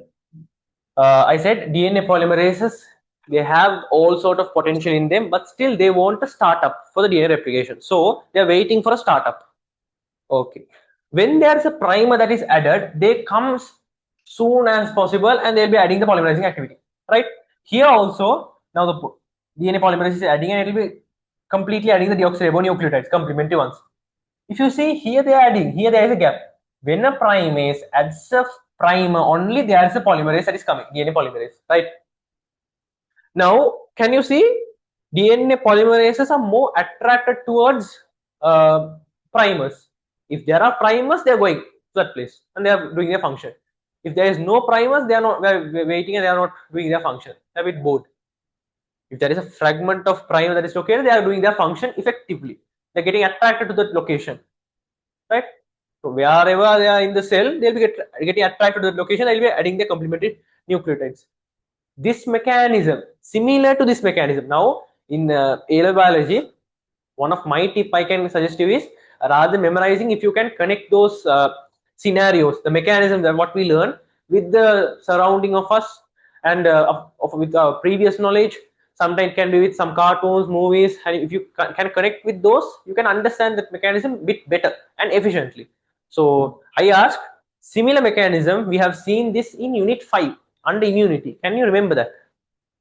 Similar mechanism. The relationship between DNA polymerase and a primer, similar to this relationship we have seen somewhere else. Can you remember where? If you remember, just drop a message. If not, no issue. Just drop a message. No, sir, I can't remember. Oh, just say no.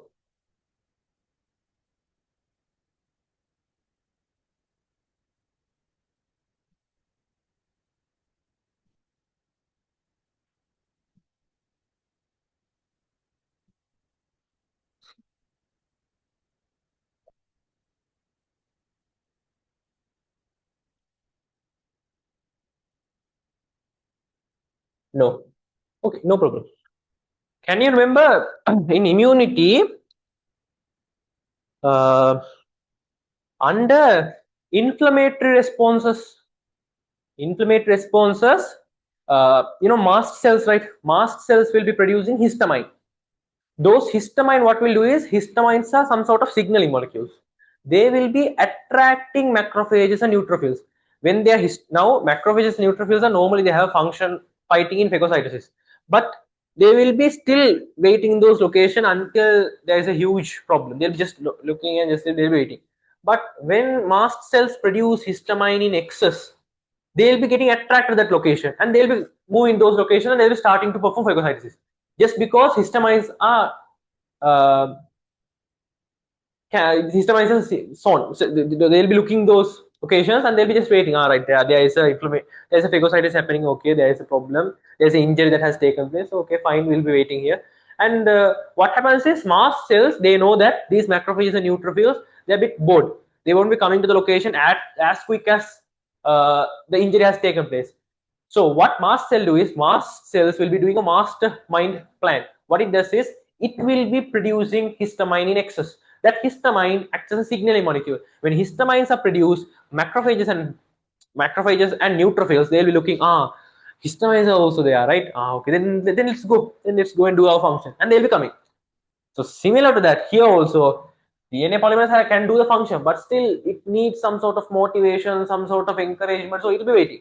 As soon as a prime is coming, as soon as it notices a primer, it will be coming and doing its function. Is it clear? Now can you remember?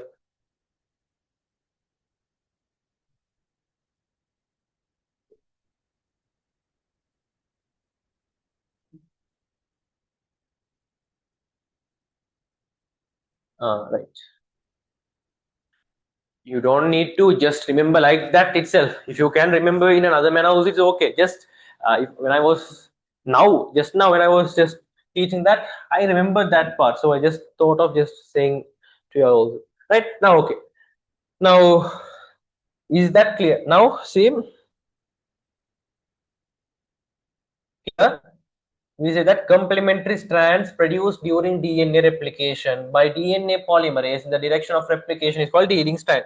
Leading strand means now DNA polymerase produces a complementary deoxyribonucleotide strand in the direction of replication. In the direction of replication continuously. There is no breakage. Continuously producing. So that strand is called a leading strand. Right. And then what is called as lagging strand? The complementary deoxyribonucleotide of strand of DNA that is produced discontinuously during the DNA replication mechanism. Discontinuously. So see, this is a complete strand, right? But it is supposed to be a complete strand, but it has been appearing as fragments of strands, right? So this discontinuous strand is called as a lagging strand. So this lagging strand is produced as fragments, right? Those fragments are called Okazaki fragments, right? That is what I said. Is that clear? Is that clear? If it is clear, drop a message. If it is not clear, I'll explain it again because this is important.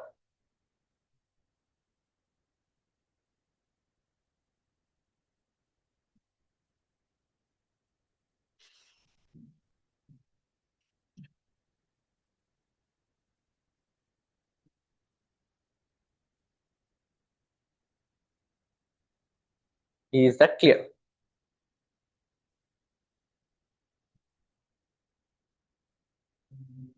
Right.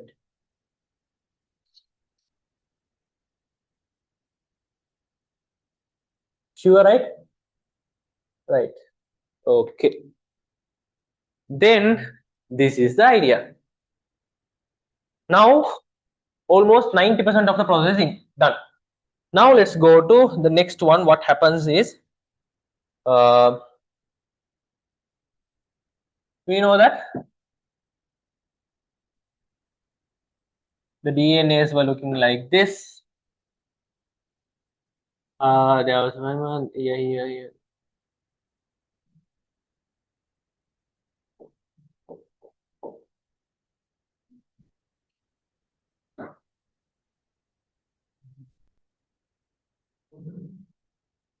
Wait. Right.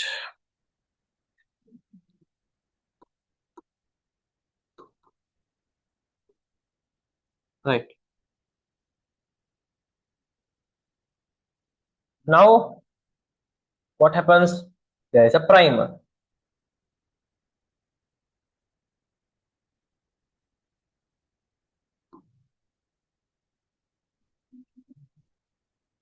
And then there is a DNA polymerase that is bounded. Wait, I'll draw the primines. The primines.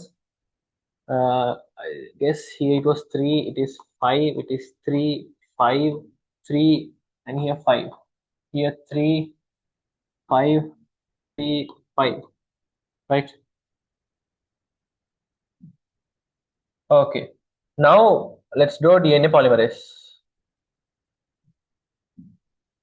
DNA polymerase will be adding in this direction complementary deoxyribonucleotides. Here there will be another one. It will be adding. It goes on. There will be multiple ones. There will be multiple ones. I'll draw another one also here. A prime.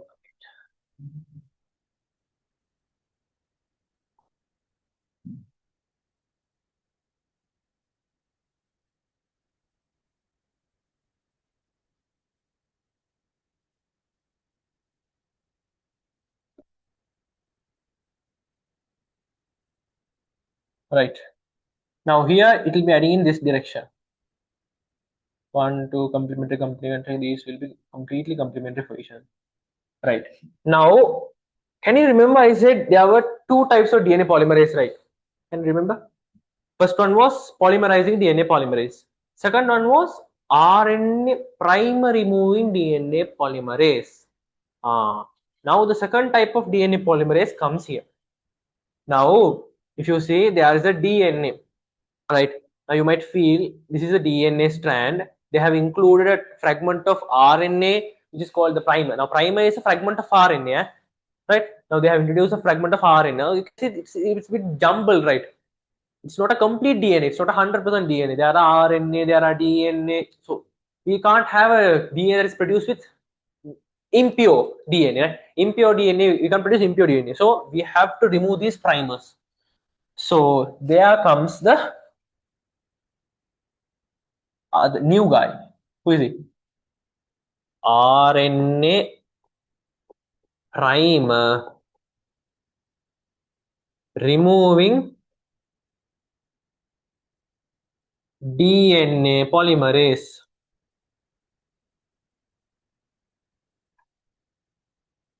Right. Now I'll give a structure like box 1, red color.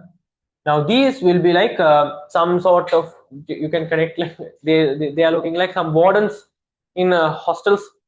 They will be coming in checking. Now they'll be coming and they'll be looking, are there any RNA fragments that are present, and they'll be coming. If there are any RNA fragments, they'll be completely removing it. Go get outside, and they'll just completely sending them off.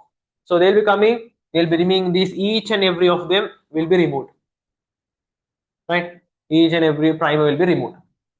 Now you might ask, why is those are removed? Because DNA should be DNA, right? They can't have RNA in them, they can't have DNA in them, it will be completely jumbled. We use primer for a purpose. Why? To initiate DNA replication. Now it has done. It has finished its function, so we can remove it. After finishing its function, we'll completely remove it. Right.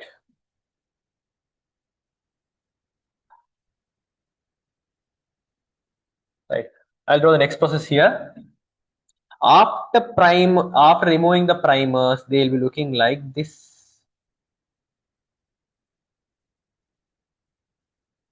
1, 2, 3, 4.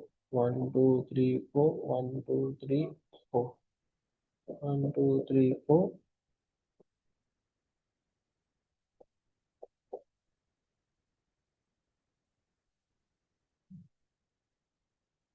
Now, can you understand?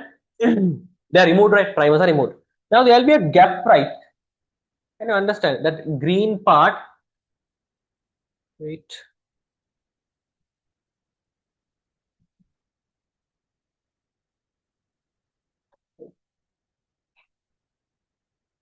The green part, this part has been removed, right? So there will be DNA polymerase here.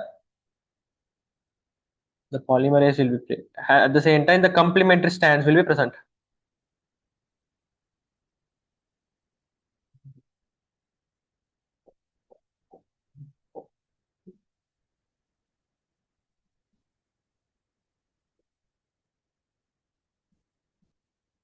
These will be created a gap.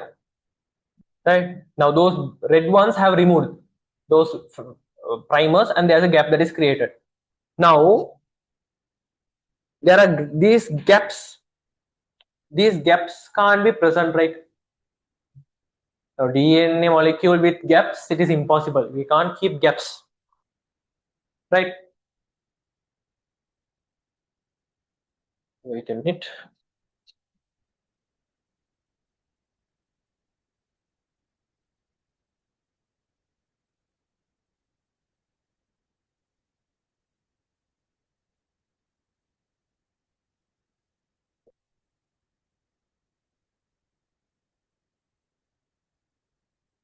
Right. Right. What did I say? There cannot be gaps, right? These DNA polymerases, what they will do is they will be adding again a DNA strand, they will be produced. Right. Now this is what they look like. Now you might feel bit, I don't know whether you will be feel bit confused. Can you see these fragments are placed on some nitrogenous bases? When I was drawing, I drew it like that, but I don't know whether you will be confused.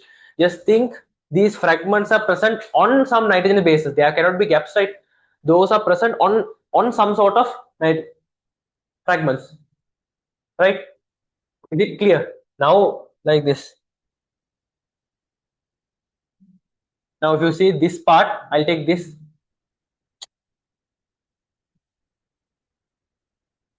I'll take this part.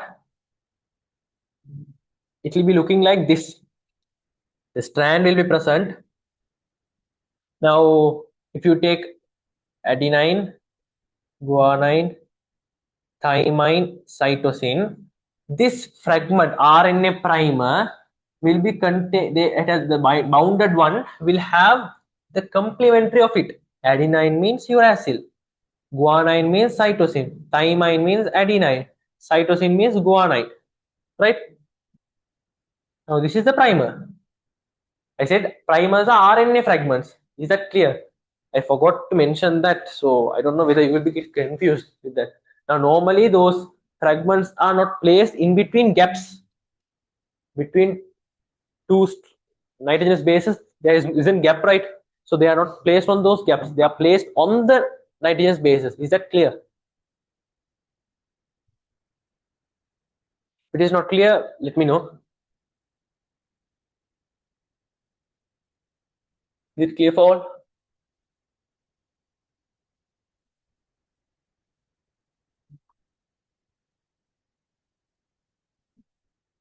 Clear for all, right? Right. Okay. Then it's okay. Now, if that is clear, this you can understand. Now, these were the location where primer was located, right? This location. Shall I draw it there? I don't know whether you can see the board.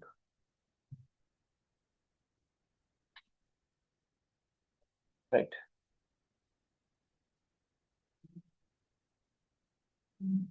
Right.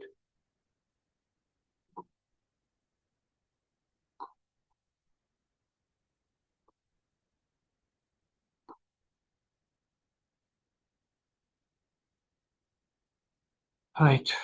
Here also there were fragments. Here also there were fragments. Here also there were fragments. Right. Now here already there are complementary ones that are produced by the DNA polymerase. Now this is the DNA polymerase that it has already produced. Sorry. It has already produced.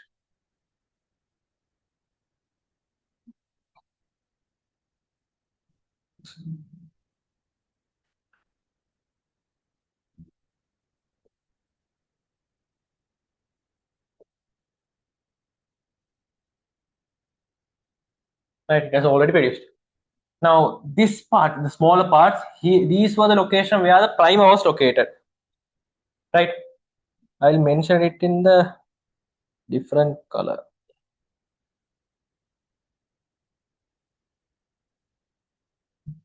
Primer located. Right. Now here also there will be primer.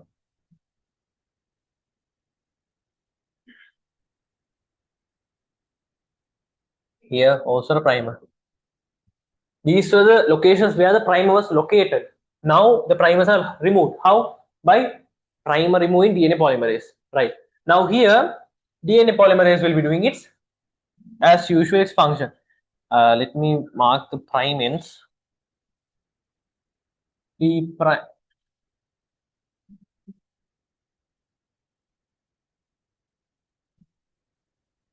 3 prime 5 prime 3 prime 5 prime 3 prime 5.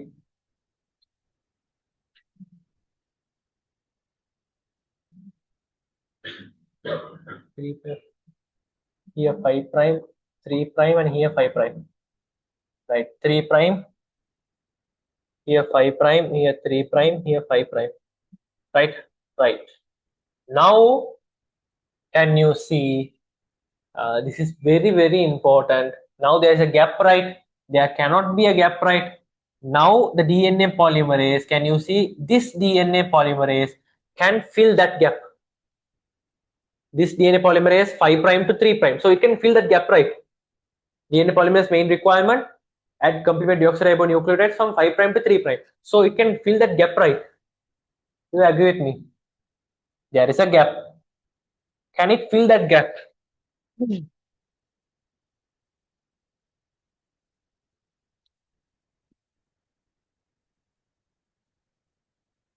Can it fill the gap?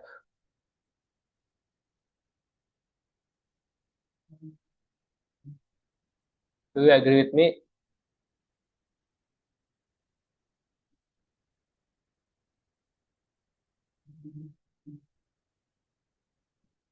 Please drop a message.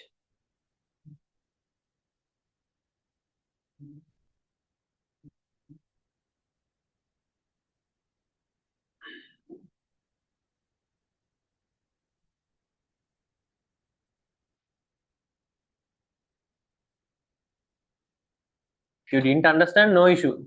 Drop a message. Can you explain it again? No, it can't add, right? How about others?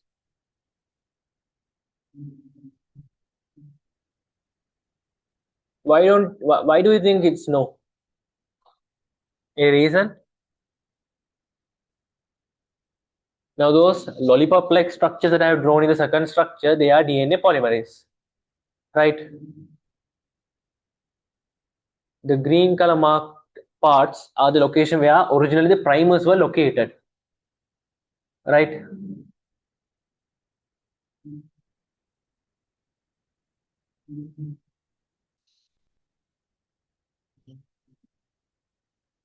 I said like this. Now, the RNA primer removing DNA polymerase, what it does is it will be coming and it will be checking whether are there any RNA DNA hybrid, are there any RNA that are present. If there are RNA present, they'll be removing. Now, RNA primer is a RNA fragment, right? So it will be looking and they will be removing the primers. It will be completely removed. Now, after removing, it will be looking like this. These are the location where the primers are located, the green parts, right? Now, if you see this DNA polymerase, can't it add complement deoxyribonucleotides on this direction 5 prime to 3 prime? What is the function of DNA polymerase? Addition of complement deoxyribonucleotides from 5 prime to 3 prime. Can't it add from this direction to this direction? There is a gap. Now this should be filled. DNA polymerase function is filling of gaps and addition of deoxyribonucleotides. Can't it add here? Direction, if you see 5 prime to 3 prime. Can't it add? Can it add or not? Can it add or not?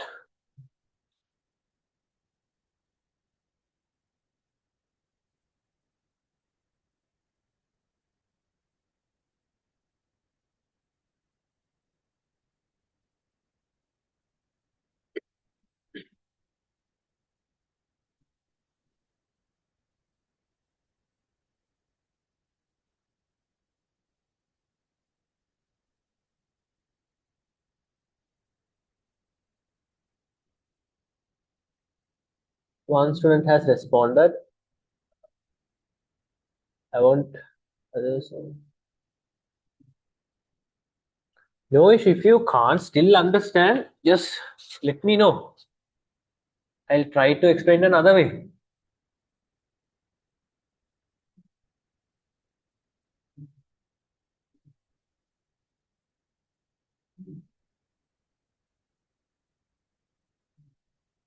Can it add or not?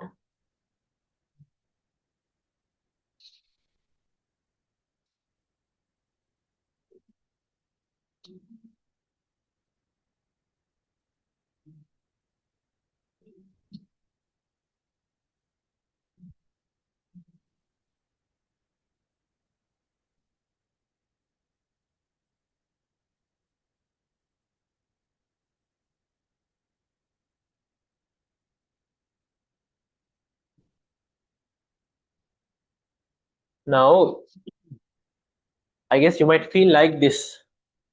Sir, now initially you said that DNA polymerase cannot add DNA without a primer, right? But now you are saying, can it add or not? Now I'm saying it can, right? Now, if you see the definition or the main function of DNA polymerase, it states, yeah, DNA polymerase.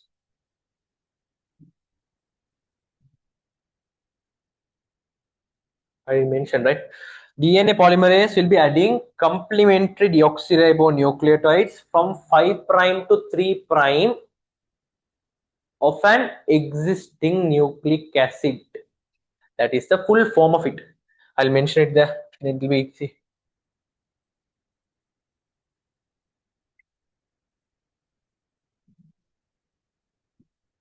Right. DNA polymerase adds complementary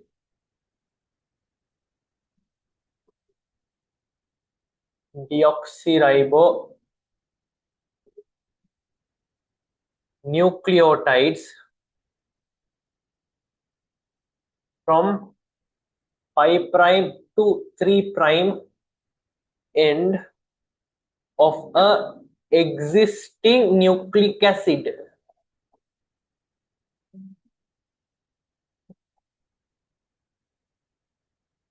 right? This existing nucleic acid, I guess now you can understand. Existing nucleic acid. Now I guess initially I didn't say that, right? I just said that it will be adding 5 to 3. Full form is DNA polymerase adds complement deoxyribonucleotide from 5 prime to 3 prime of an existing nucleic acid, right? Now, remembering this, if you see that structure, can you agree with me? Now, if you see, prime is also the existing nucleic acid, right? It is a nucleic acid, right? So now, in the presence of a primer, DNA polymerase added. Now there isn't a primer, but still there's a nucleic acid. Yeah, these complementary ones, these are nucleic acids, right? So on a basis of existing nucleic acid, DNA polymerase now can add. Is it clear now?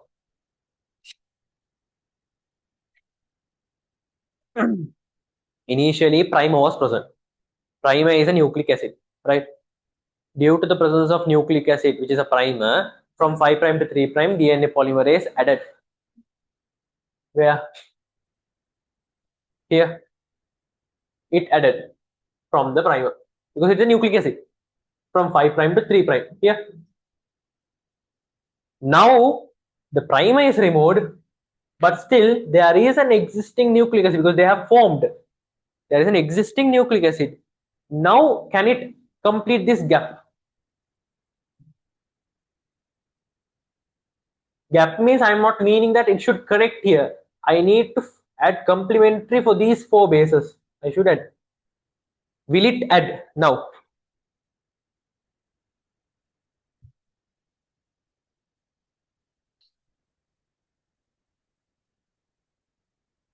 Yes, it can. Did everyone understand?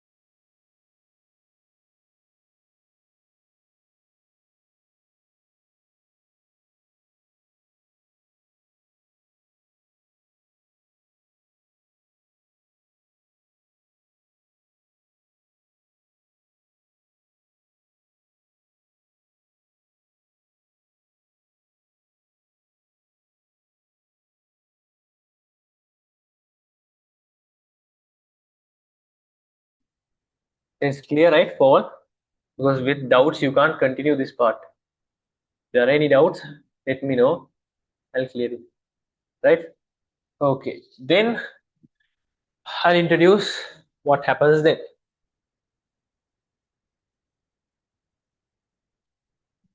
Now here after that part,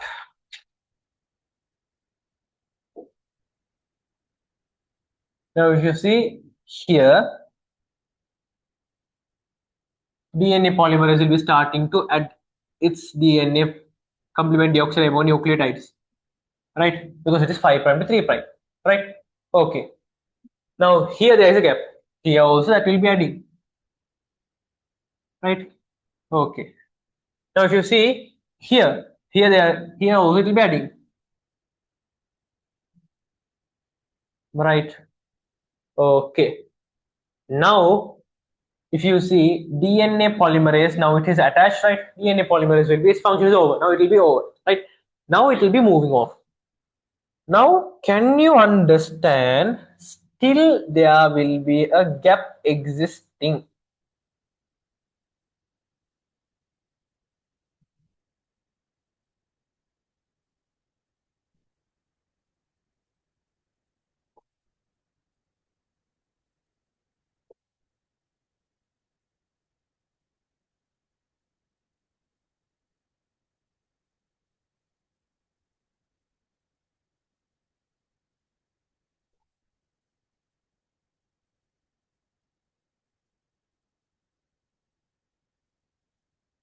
Right? Now it will be looking like this. Now it will be looking like this. Here there will be a strand.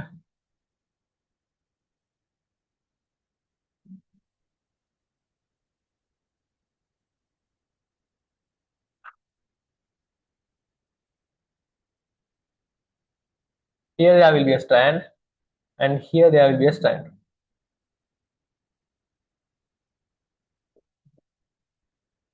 Here there will be a strand.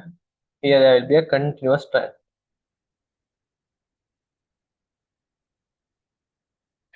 Can you see this gap?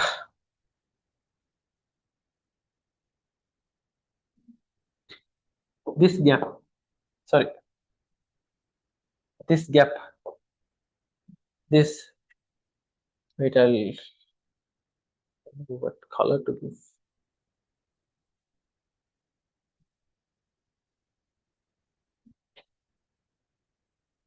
This gap, the gray color I give.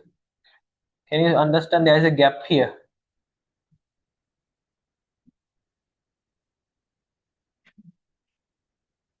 Here, this one. There are gaps, right? I understand there are gaps existing. Now here it filled the gaps of the primer, where the primer was located filled. But there is a gap right now. This DNA polymerase added, here it is located. This added here. Now, but still there's a gap here, right? This cannot be joined, right? There's a gap. Newly formed fragments like these, so those cannot be added, joined. DNA polymerase function is adding. It can't join anything. And those fragments also, those strands also they'll be added, but they can't itself join. Can you agree that there are gaps existing?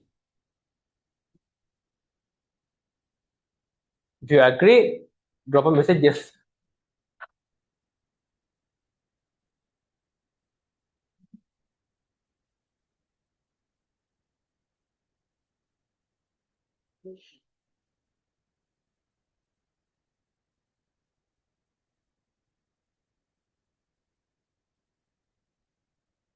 Can you understand why there are gaps existing also?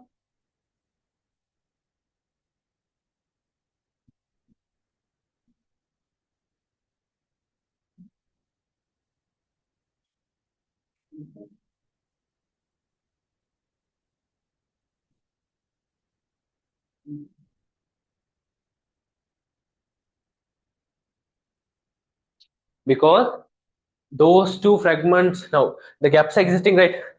Now this was produced by one DNA polymerase. This was produced by another DNA polymerase. This another.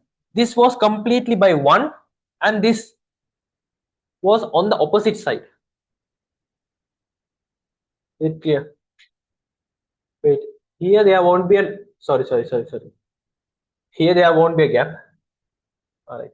Here there won't be a gap because this was produced by the same one, right?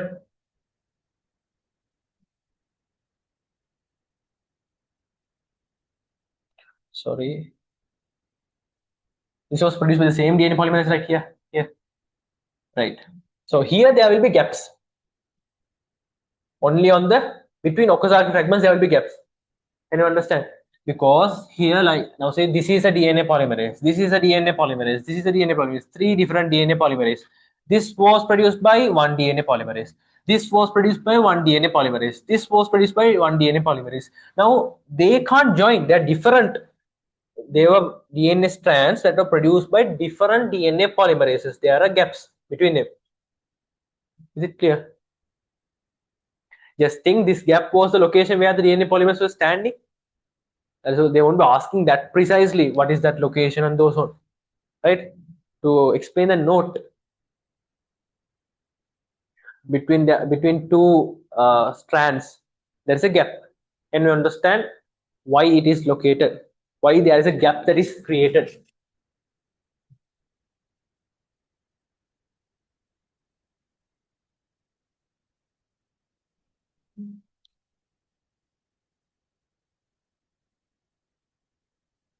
Right? Is it clear for all?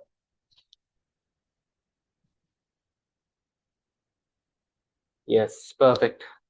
Then you are now introduced to the next enzyme. Now you might have some sort of idea why this enzyme is now introduced. Now there are gaps, right? Now in this enzyme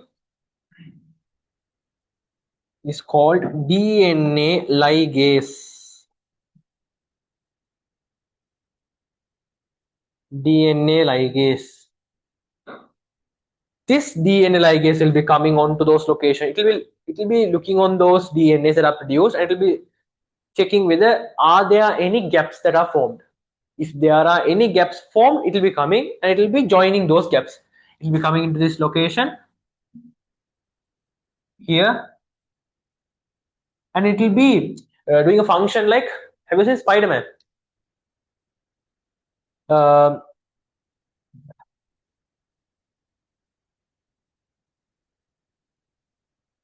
have you seen Spider-Man?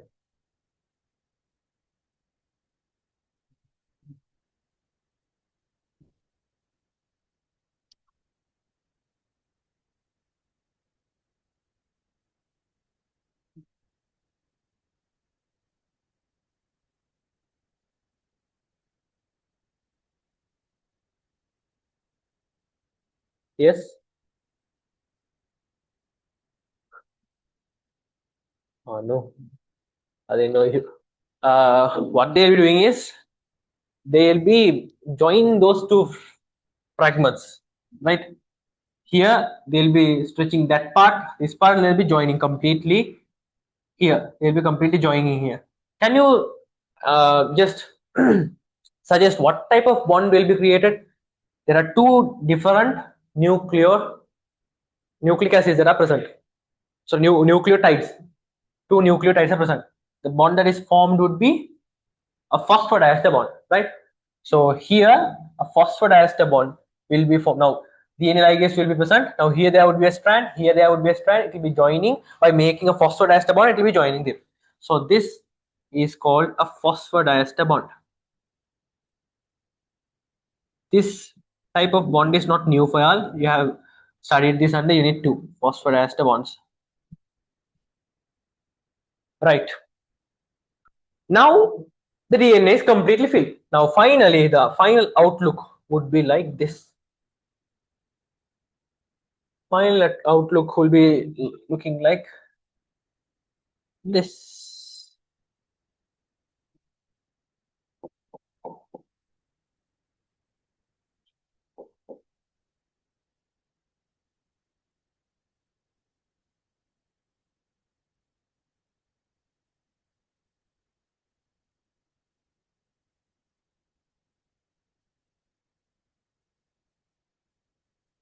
Finally, it will be looking like this.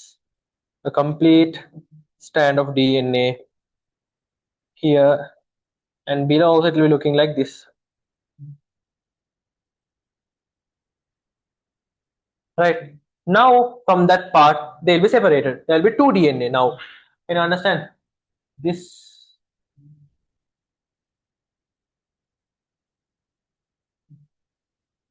this is one DNA. I'll put it as DNA 1. This is another DNA. This is DNA number 2. Now, from the first DNA, finally we have got two DNA. This is clear. Now, final look. If you see the final look, it is looking like nothing has happened, but there is a huge process that has gone. See, there was leading lagging strand that's were produced, primase came in, primers were added, DNA polymerase came in, there were several primers added, and then DNA ligase came, DNA ligase joined them, DNA polymerase filled the gaps of the primers. There was a huge process that went through, right? Is that clear? Can you accept that the final look, there are two DNAs produced? Can you accept that there are two DNAs produced at the end of DNA replication? From one DNA, there are two DNAs that are produced.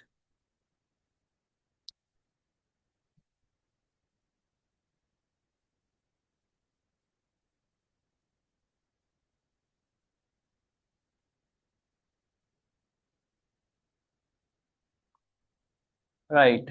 Is it clear for all? Please respond. Just half an hour left. So, is it clear for all?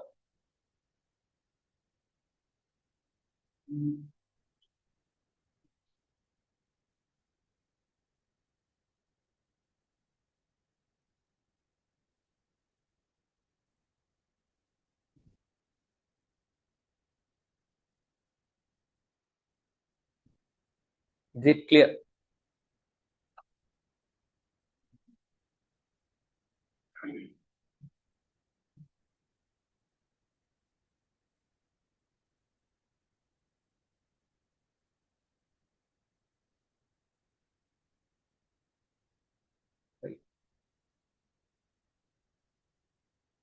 Right then.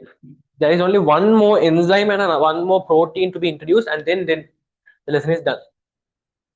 Right. Now let's go back to the first structure which we learned. Right. Now we have understood this, right? Now you can understand that this will be the similar for this also. So we can understand that from here at the end it will be looking. Now if you see your resource book has given a structure like this. They are given now in a syllabus, instead of this type of DNA, they have given it as like this, right? For your drawing purpose and for your comfort, they have given it as like this. And they have said that it will be looking like this during the replication.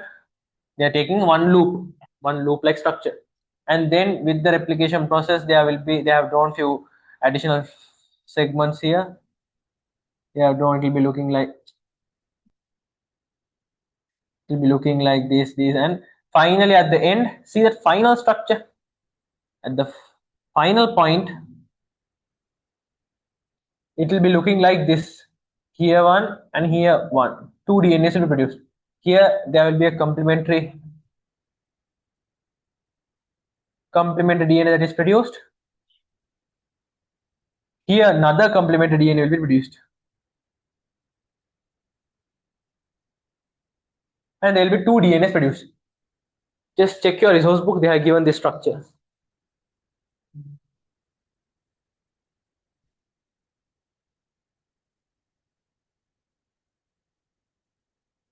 It is like you take two paper plates, two separate DNAs are produced. Now I explained with respect to one half of a loop.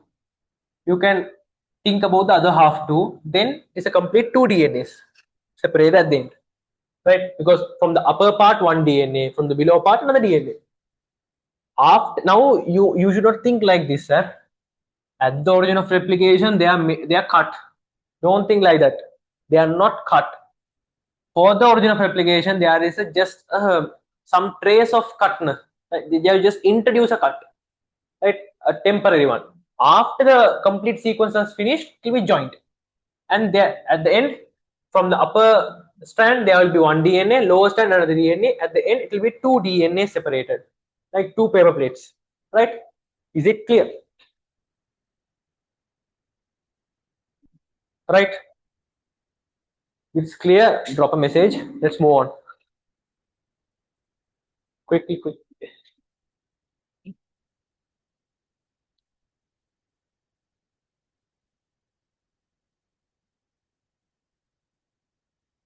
Right. Then let's move on.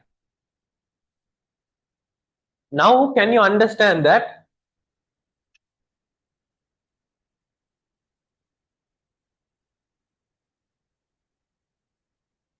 Can you understand that?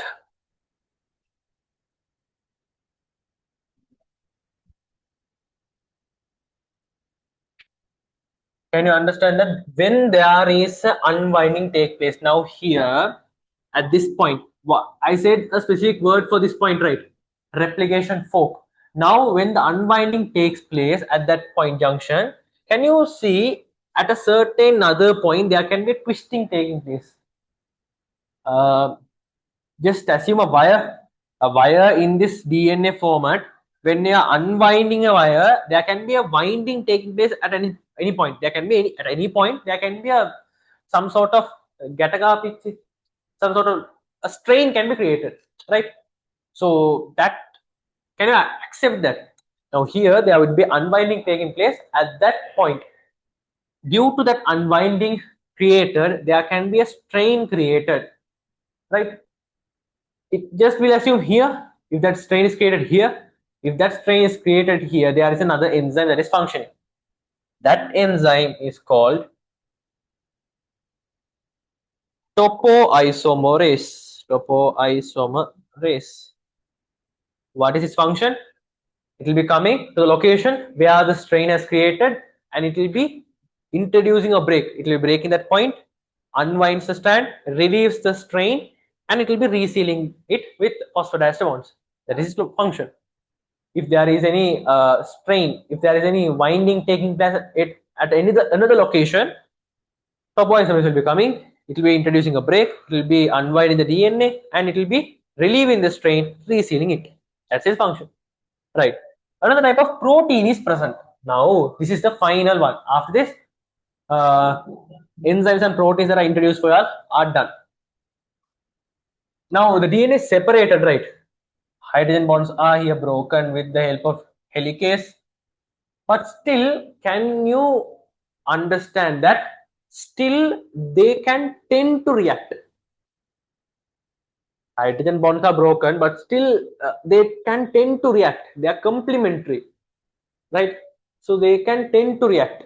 So that should be prevented. If in case they tend to react and they again form hydrogen bonds, we can't keep on separating them. For that, after separating, there is a protein that comes into act. That protein is called single stranded protein, SSB. Single stranded binding protein.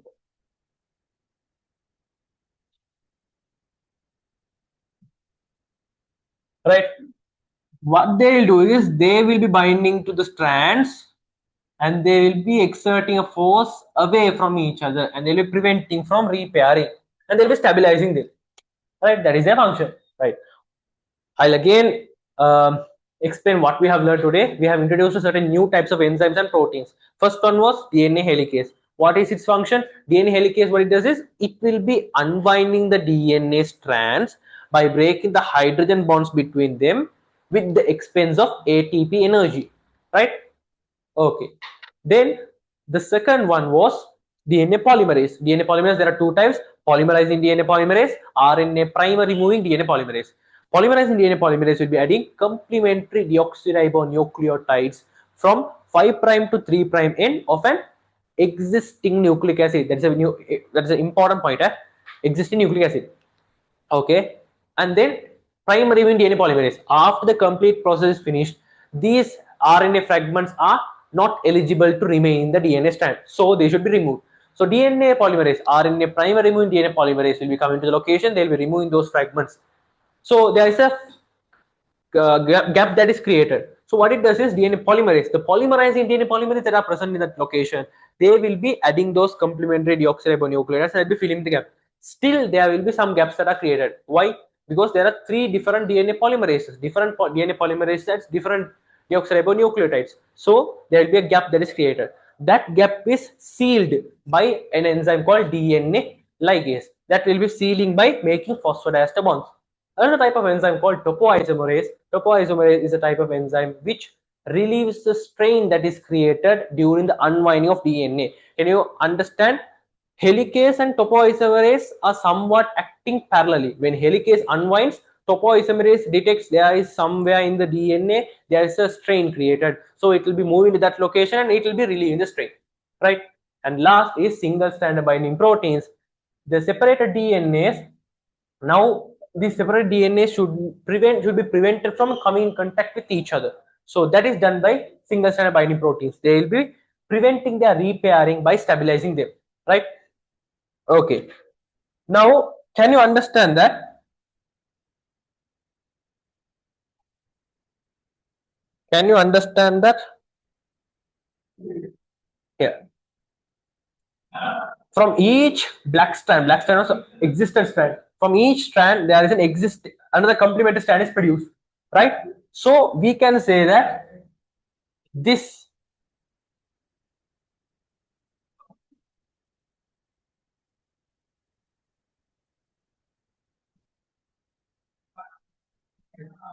this these black ones are called template DNA. Template strands or template DNA, both are correct. Template strands, because they are used as master copies, and from that they are complementary ones are produced. So they are called template DNA, template strands. Right? Right. Is that clear?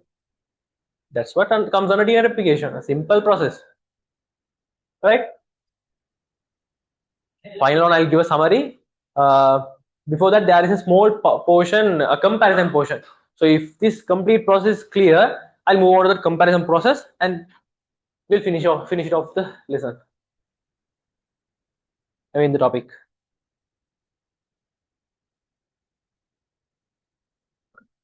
Is it clear? Clear? Yes. Perfect. Then let's move on. Right. Right. Now, I said to you, right, if you understand the prokaryotic one, eukaryotic one is easy. If you see here, prokaryotic one also, now if you see the prokaryotic one, I took only one side of it, right? Now that is similar to a eukaryotic one, right? Eukaryotic one also, if you will see, same functions and same stuff will be happening. But there are certain differences. But if you see, both are similar. Here it is a circular one, but I took only one part of it. If I explain completely that is similar to eukaryotic one also. So there is nothing unique for eukaryotic one, but there are certain minor ones. So I'll explain that. Right. So not unlike DNA packaging which we studied last week. Here it is a bit simpler because there we studied two different processes. Here same process applies in a similar manner for both prokaryotes and eukaryotes. Right. Okay. Now we have to study the differences and similarities that are present between the DNA replication in prokaryotes and eukaryotes. Right. First, let's start with the uh, similarities. Similarities. right? You can also say the similarities, right? Simple ones. First one, origin of replication initiates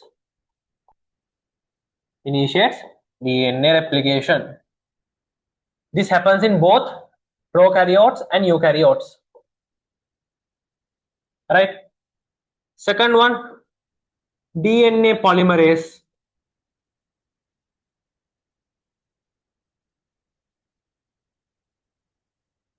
polymerizing activity. This polymerizing activity of DNA polymerase can be seen in both eukaryotes and prokaryotes. Polymerizing activity. Third one, DNA helicase. What it does? It will be unbinding the DNA. So that is done in both prokaryotes and eukaryotes. DNA helicase unwinding the DNA strand. The DNA strand.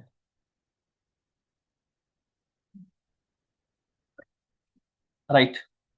Fourth one, primer. Primer is added and removed, right? So that is also a similarity. Primer is added in both prokaryotes and eukaryotes, and they are removed and then moved by sorry removed removed from which enzymes are they removed? Prime RNA primers are removed by, can you remember? DNA polymerase. Which DNA polymerase? RNA primer removing DNA polymerase, right? Fifth one, in both prokaryotes and eukaryotes, that leading strand lagging strand pattern is present. If one side, one template is produced as leading, other template will be produced as lagging.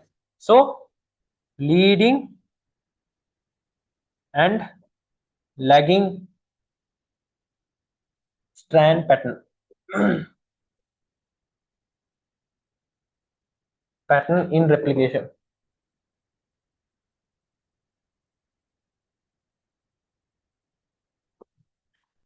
Sixth one,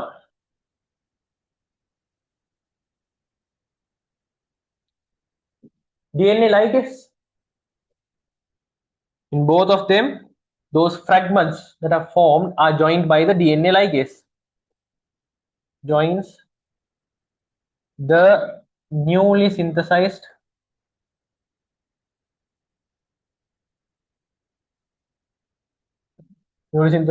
fragments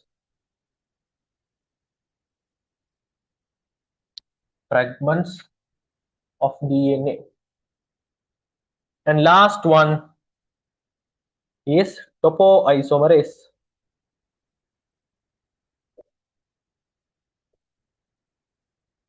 relieving the strain.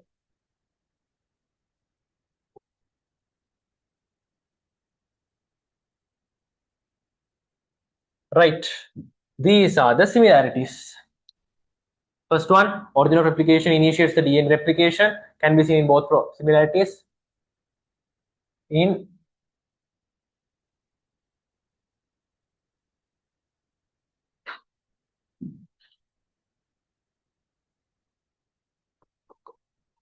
DNA replication between prokaryotes and eukaryotes. Right. Right. There are seven similarities. If you see differences, this is given in your resource book. We want time to note it down. They have given this in the resource book.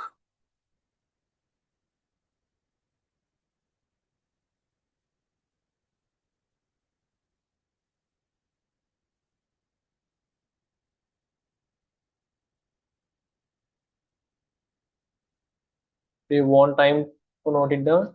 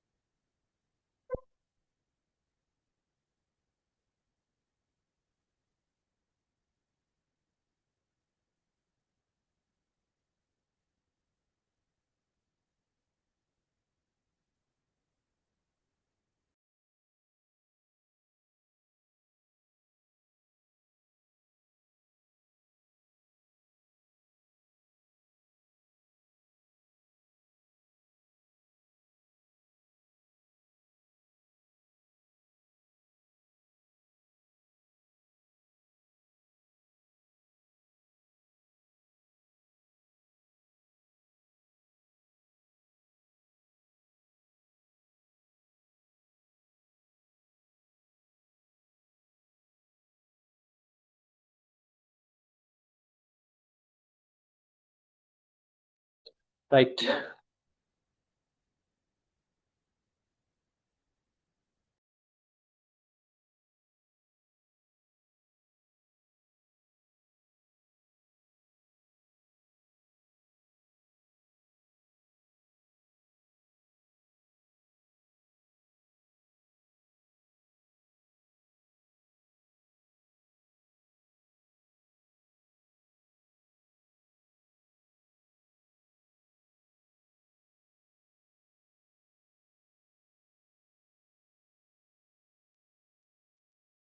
Right. Then we'll go to the differences. Differences only three are given in our syllabus. So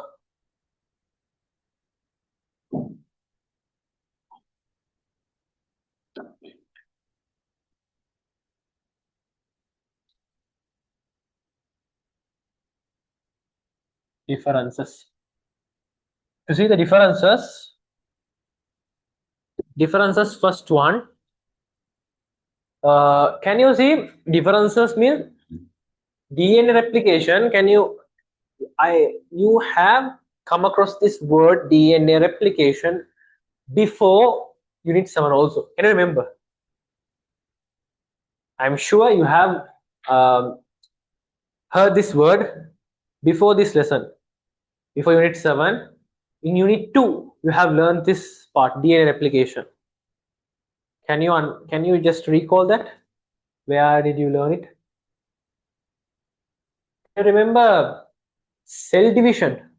S phase DNA replication takes place, right? S phase DNA replication takes place. So that is the difference. If you see in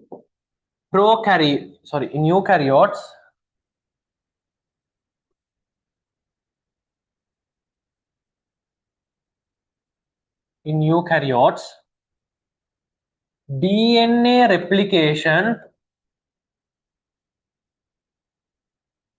takes place only during which phase? S phase, right? But in prokaryotes,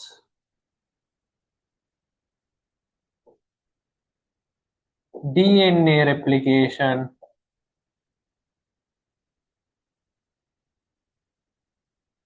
takes place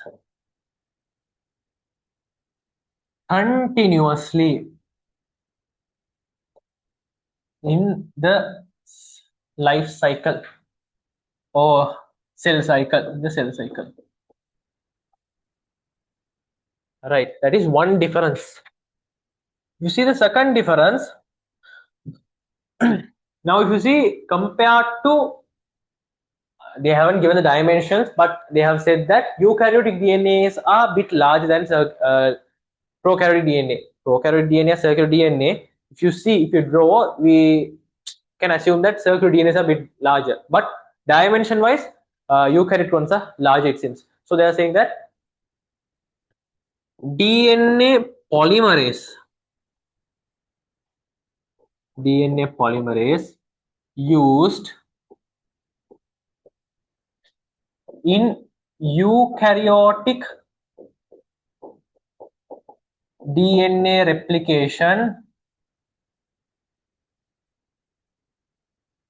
are larger than DNA polymerase used in prokaryotes. Right. Third one, they are saying as the DNA molecule of eukaryotes are larger, they can have several origin of replication. They are saying. Now we should not argue that. Why? How? They are saying it. They can have multiple. We just accept and we should move on, right? Because we have lot to learn, lot to argue. Not these, right? These are just similarity differences. If they ask, we should just write it down and come. We should not briefly describe them, right? because they haven't given it in our resource book, right? So we don't have the right of describing them, right? Okay. Third one, they are saying uh, eukaryotic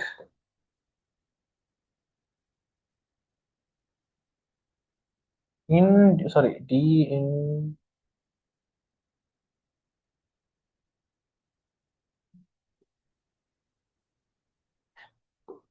in eukaryotic replication, eukaryotic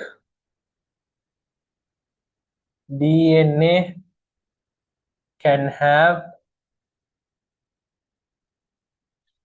several origin of replication. Ori, now get used to this word ori, origin of replication, but in prokaryotic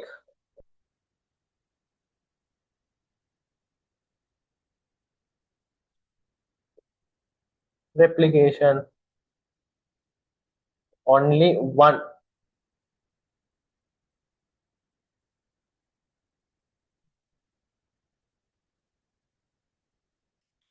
Now,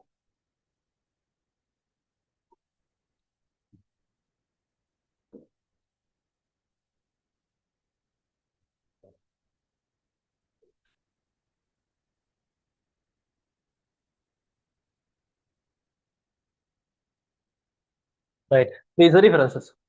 Three differences given in our syllabus. These are the three.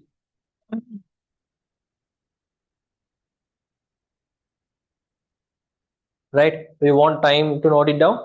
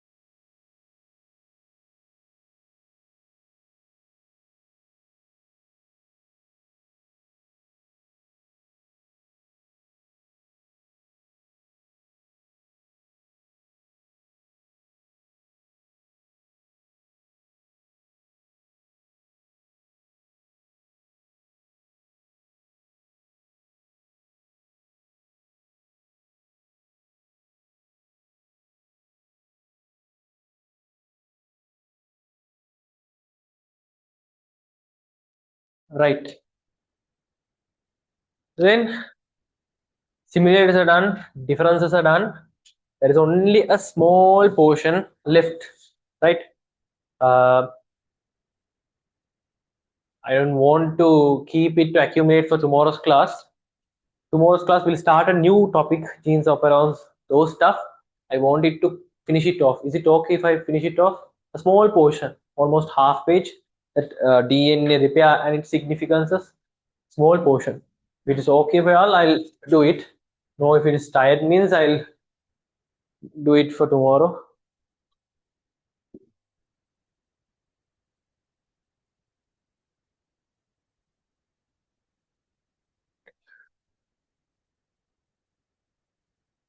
Yeah, now means a small portion. DNA repair mechanic. If you see in the resource book, there is a half a page, small portion.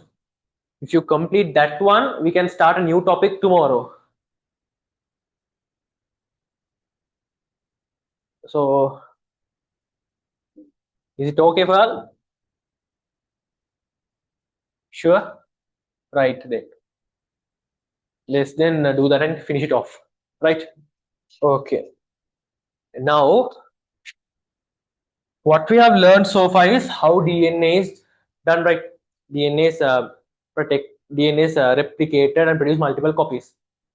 Another function is given under those. What is it? Is DNA polymerase. What it does? It will be adding complementary deoxyribonucleotide site, and it has a very good property, very good habit of it. What it is now, if you see, now think this is a DNA strand.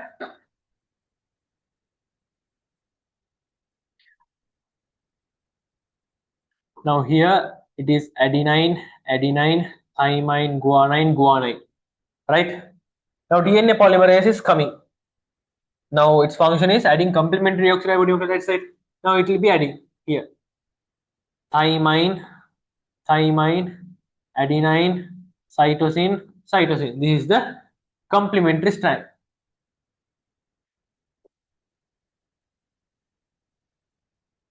Right? Now it will be continuously doing for DNAs, right? DNA is a long segment, right? So it will be doing. Now, can you accept that there can be an error involved? There can be error while adding. It can bit sometimes it can include an error. Now instead of adenine, it can add thymine or guanine cytosine, and it can go on. So if that is the case, it can lead to a huge problem because these dilute minor structures DNAs they have the ability to control our body features, right? So those minor structures, if they are able to control our phenotypes, our genetical features, our characteristics, just think how powerful they are, how delicate they are. If in case there is a minor error, they can lead to a huge impact. Even they can lead to mutation, they can lead to a disorder, they can lead even to a cancer, right? So to prevent this, what it does is proof. Now this DNA polymerase, now I think I'm the DNA polymerase. Now this is a complete DNA strand. It has cytosine, cytosine, adenine, cytosine, thymine, guanine, cytosine, guanine. It's a huge long strand. Now I am the DNA polymerase. I am coming here adenine. Okay, I'm adding thymine, adenine, thymine, thymine, adenine, guanine, cytosine, cytosine, and I'm adding and going on. Now after the DNA polymerase, now after I have completed the strand at this point, now this is DNA polymerase. What it does is it does not send, it does not signal that this I have finished my job. It does not say like that. It will be again moving back and it will be checking each and every nucleotide, each and every base pairs. It will be checking adenine means thymine, right? Adenine means thymine, thymine means adenine, guanine means cytosine. Each and everything it will be repeatedly checking, right? This mechanism is called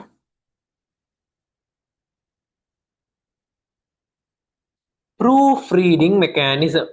Proofreading mechanism,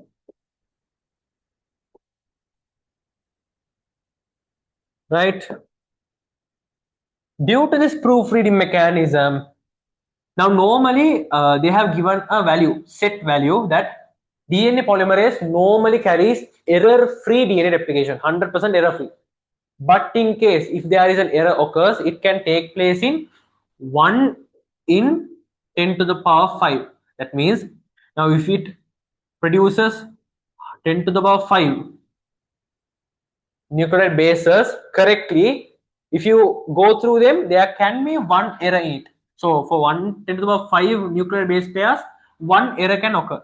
This is its rate percentage, right? Due to this proofreading mechanism, this reduces to 1 in 10 to the power 10. That means 1 0 0 0 0 0 0 0 0 0 0. For this number of bases, only one can take place. Now this is a huge reduction. You understand?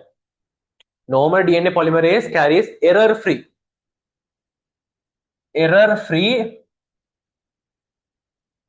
polymerization. So it is 100% error free, right? In case it takes place, it introduces an error, it will be 1 to the power 5. But still, that right? 10 to the power 5 molecules or error introduced so they feel it is more it's a mistake, it's a huge mistake. So what they will be, they will be again checking it, and by again checking it, they'll be reducing it to 1 in 10 to the power 10, 1 in 10 to the power 10, right? This by the mechanism called proofreading mechanism, they'll be reducing it, right? In proofreading mechanism, what it does is the DNA polymerase again, and it will be coming if there are any mismatches. If in case now when it's going through for cytosine, it has added adenine. What it do is it will be removing this adenine, the mismatching sequence, by an activity called exonuclease. It will be removed by exonuclease, and it will be adding the complementary. For cytosine, it will be adding guanine, and it will be continuously polymerase activity. Is it clear? Small part for that under DNA polymerase, which I forgot to introduce in the DNA polymerase part. I'll repeat it again. Now, if you see a DNA strand, DNA polymerase is a function of adding complement deoxyribonucleotides. It will be adding. Normally, it is an error-free polymerase reaction, which is 100% error-free. If in case an error is introduced, it will be 1 in 10 to the power 5, right? That even that is too much, it seems for him. So what they will do is they will be performing the proofreading mechanism. Proofreading mechanism means they will be checking again, and they will be making sure there is no error. If there is an error which they notice, which is a mismatching sequence, they will be removing it by exonuclease activity, and they will be adding a complete, and they will be removing that in it, and they will be adding the complementary deoxyribonucleotide, and they will be continuing the polymerase activity. This is called the proofreading mechanism. Right? Is that clear? Is that clear?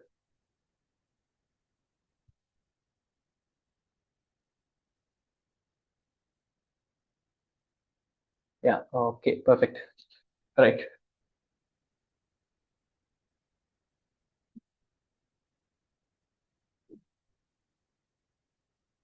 Right. Then the last topic, which is DNA repair. This is a small one. Now they are saying that a damage to a DNA molecule. Damage to DNA molecule means, do you mean some anything surface wise? No, surface wise, no. Damage to DNA molecule means mismatches. Now, just now I said that is a mismatching sequence, right? If an error introduced into a nitrogenous base pair, that is a mismatching sequence. That is a damage, right? So DNA repair mechanism, that says that they are given it on the note. They are saying it as damages to DNA molecule can be caused by physical as well as chemical agents, right? Physical as well as chemical agents. These physical and chemical agents, they can convert a normal DNA molecule to an abnormal DNA molecule, and due to this, if that abnormal DNA molecule undergoes replication, it produces an identical DNA which has an error again. So if this error gets accumulated in a cell by replication, and if it accumulates, this cell will be carrying some sort of abnormality. So these abnormal cells, if these abnormal cells get accumulated, they cause a mutation, they cause a tumor, they cause a malignant tumor, which is cancer. So they can cause in that way, right? So they are saying, I'll go point wise, right? It will be clear. First one, they are saying damage to a DNA molecule can be caused by two ways. First one, physical agents. Physical agents. Second one, chemical agents.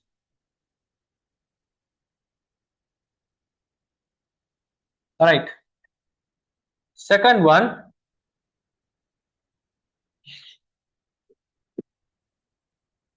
one of the two copies produced by replication of damaged strand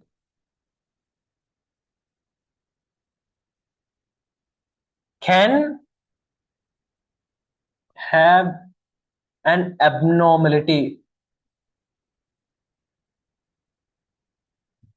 Now you might ask, sir, why one of the? Now replication, during replication I said that if you see circular DNA, there are two, right? Now if you see, if the damage is present here, complementary strand will be produced here, right? For these two, this is one DNA, this is one DNA. This DNA is the one that will be carrying the damage. Will this carry? Will this carry? Will this carry a damage? No, because this is the one that is having a damage. This is the damage. So this is the one that carries the damage. So this will be the one which has a damage strand, right? Right. Okay. This can lead to a mutation. Mutation. A collection of mutation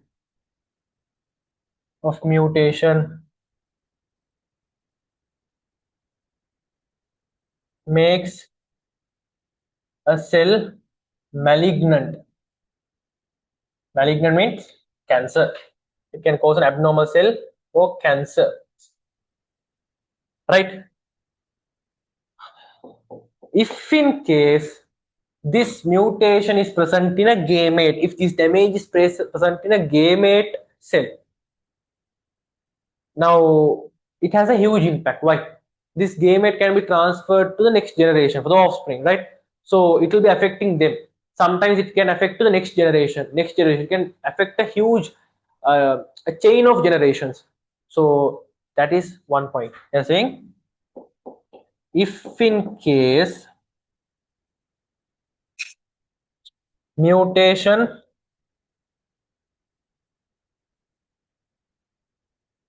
is present in gamete cells, they may be transferred to next generation.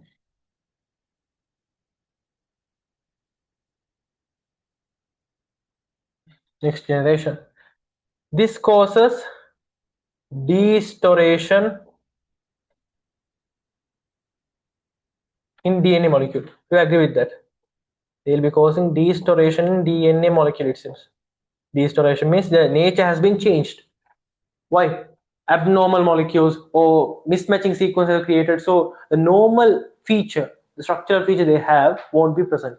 They will be distorted. Right? Distortion in DNA molecule can be caused. Right? For this is the main idea. For that, they have introduced an example. They are saying, for example,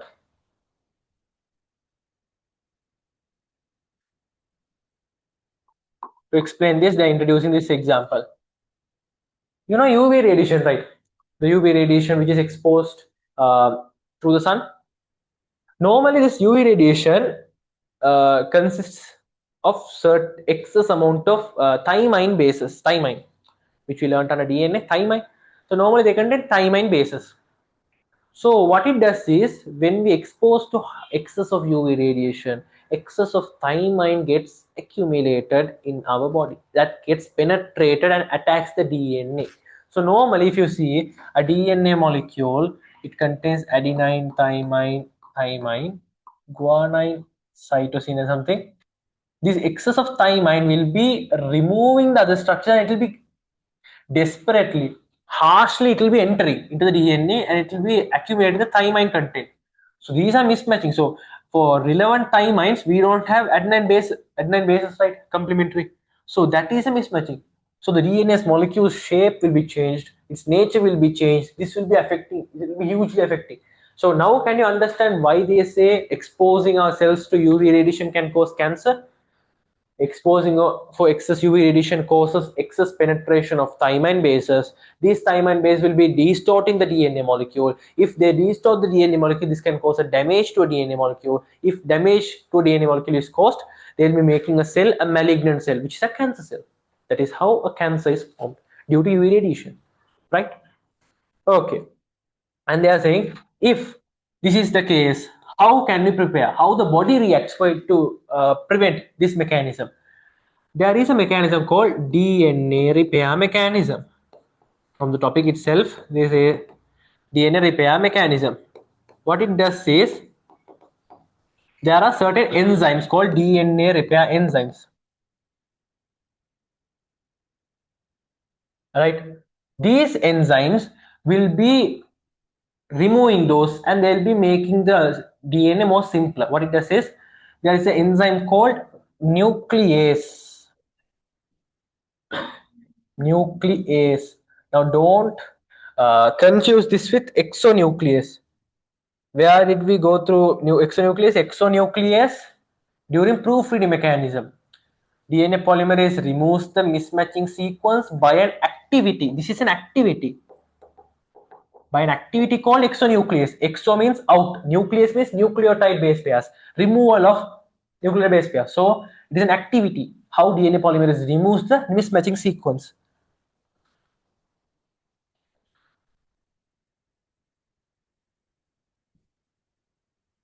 Right? Right. Now here, nuclease is an enzyme. This enzyme, what it does is, it will be performing excision. It will be cutting the sequence completely. They have used that harsh word cutting, not just removal. Those they haven't used those words. They're saying excision, cutting of the mismatching sequence, and that sequence will be cut off, right? And this will be cut off, and DNA polymerase will be coming, and it will be filling the gaps, and DNA ligase comes, and it will be joining the fragments. Why? There's a gap created, right? The DNA will be adjusting its shape to allocate that timeline. So those fragments will be brought closer by DNA ligase. So here also two enzymes, DNA polymerase and DNA ligase comes into play. All right, that's it.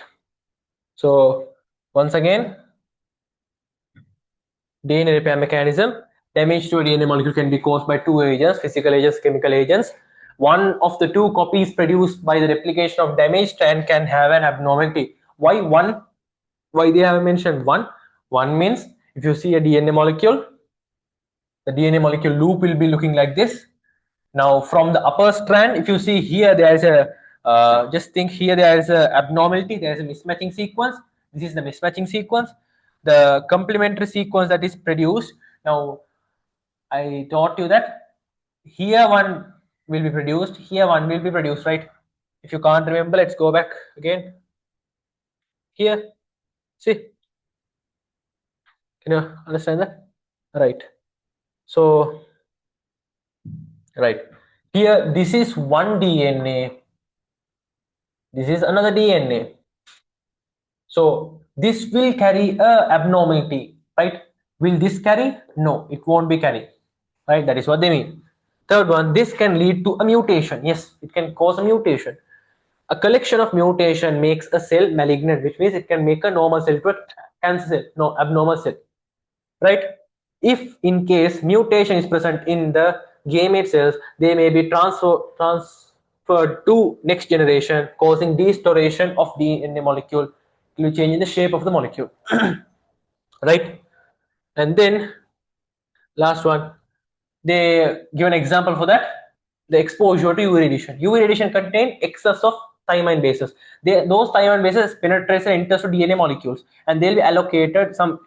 The shape will be changed due to that, and there is a mechanism which is followed to correct this. Is that mechanism is called the DNA repair mechanism. They have certain enzymes called DNA repair enzymes that are produced in large numbers. Those will be for that they have given an example, nuclease example.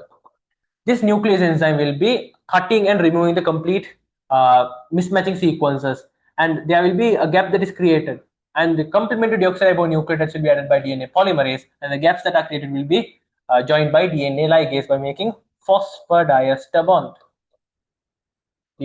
Remember, DNA ligase means phosphodiester bonds, right? That's it. So that's it for DNA replication and today's class. Is that clear? The last part, DNA repair mechanism, is it clear?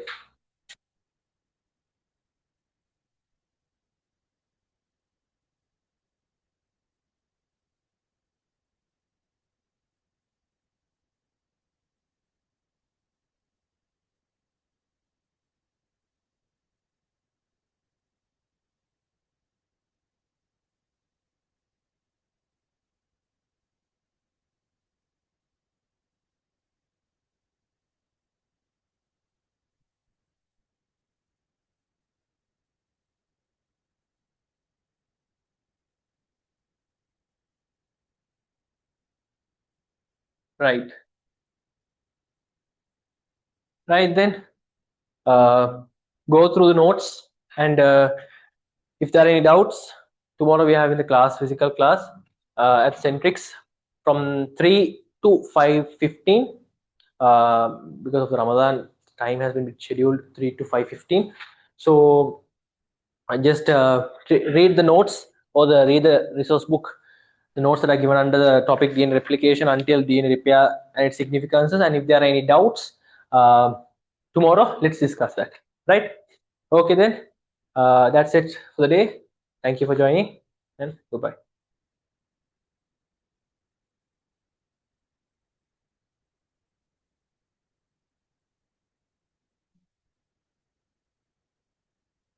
Welcome.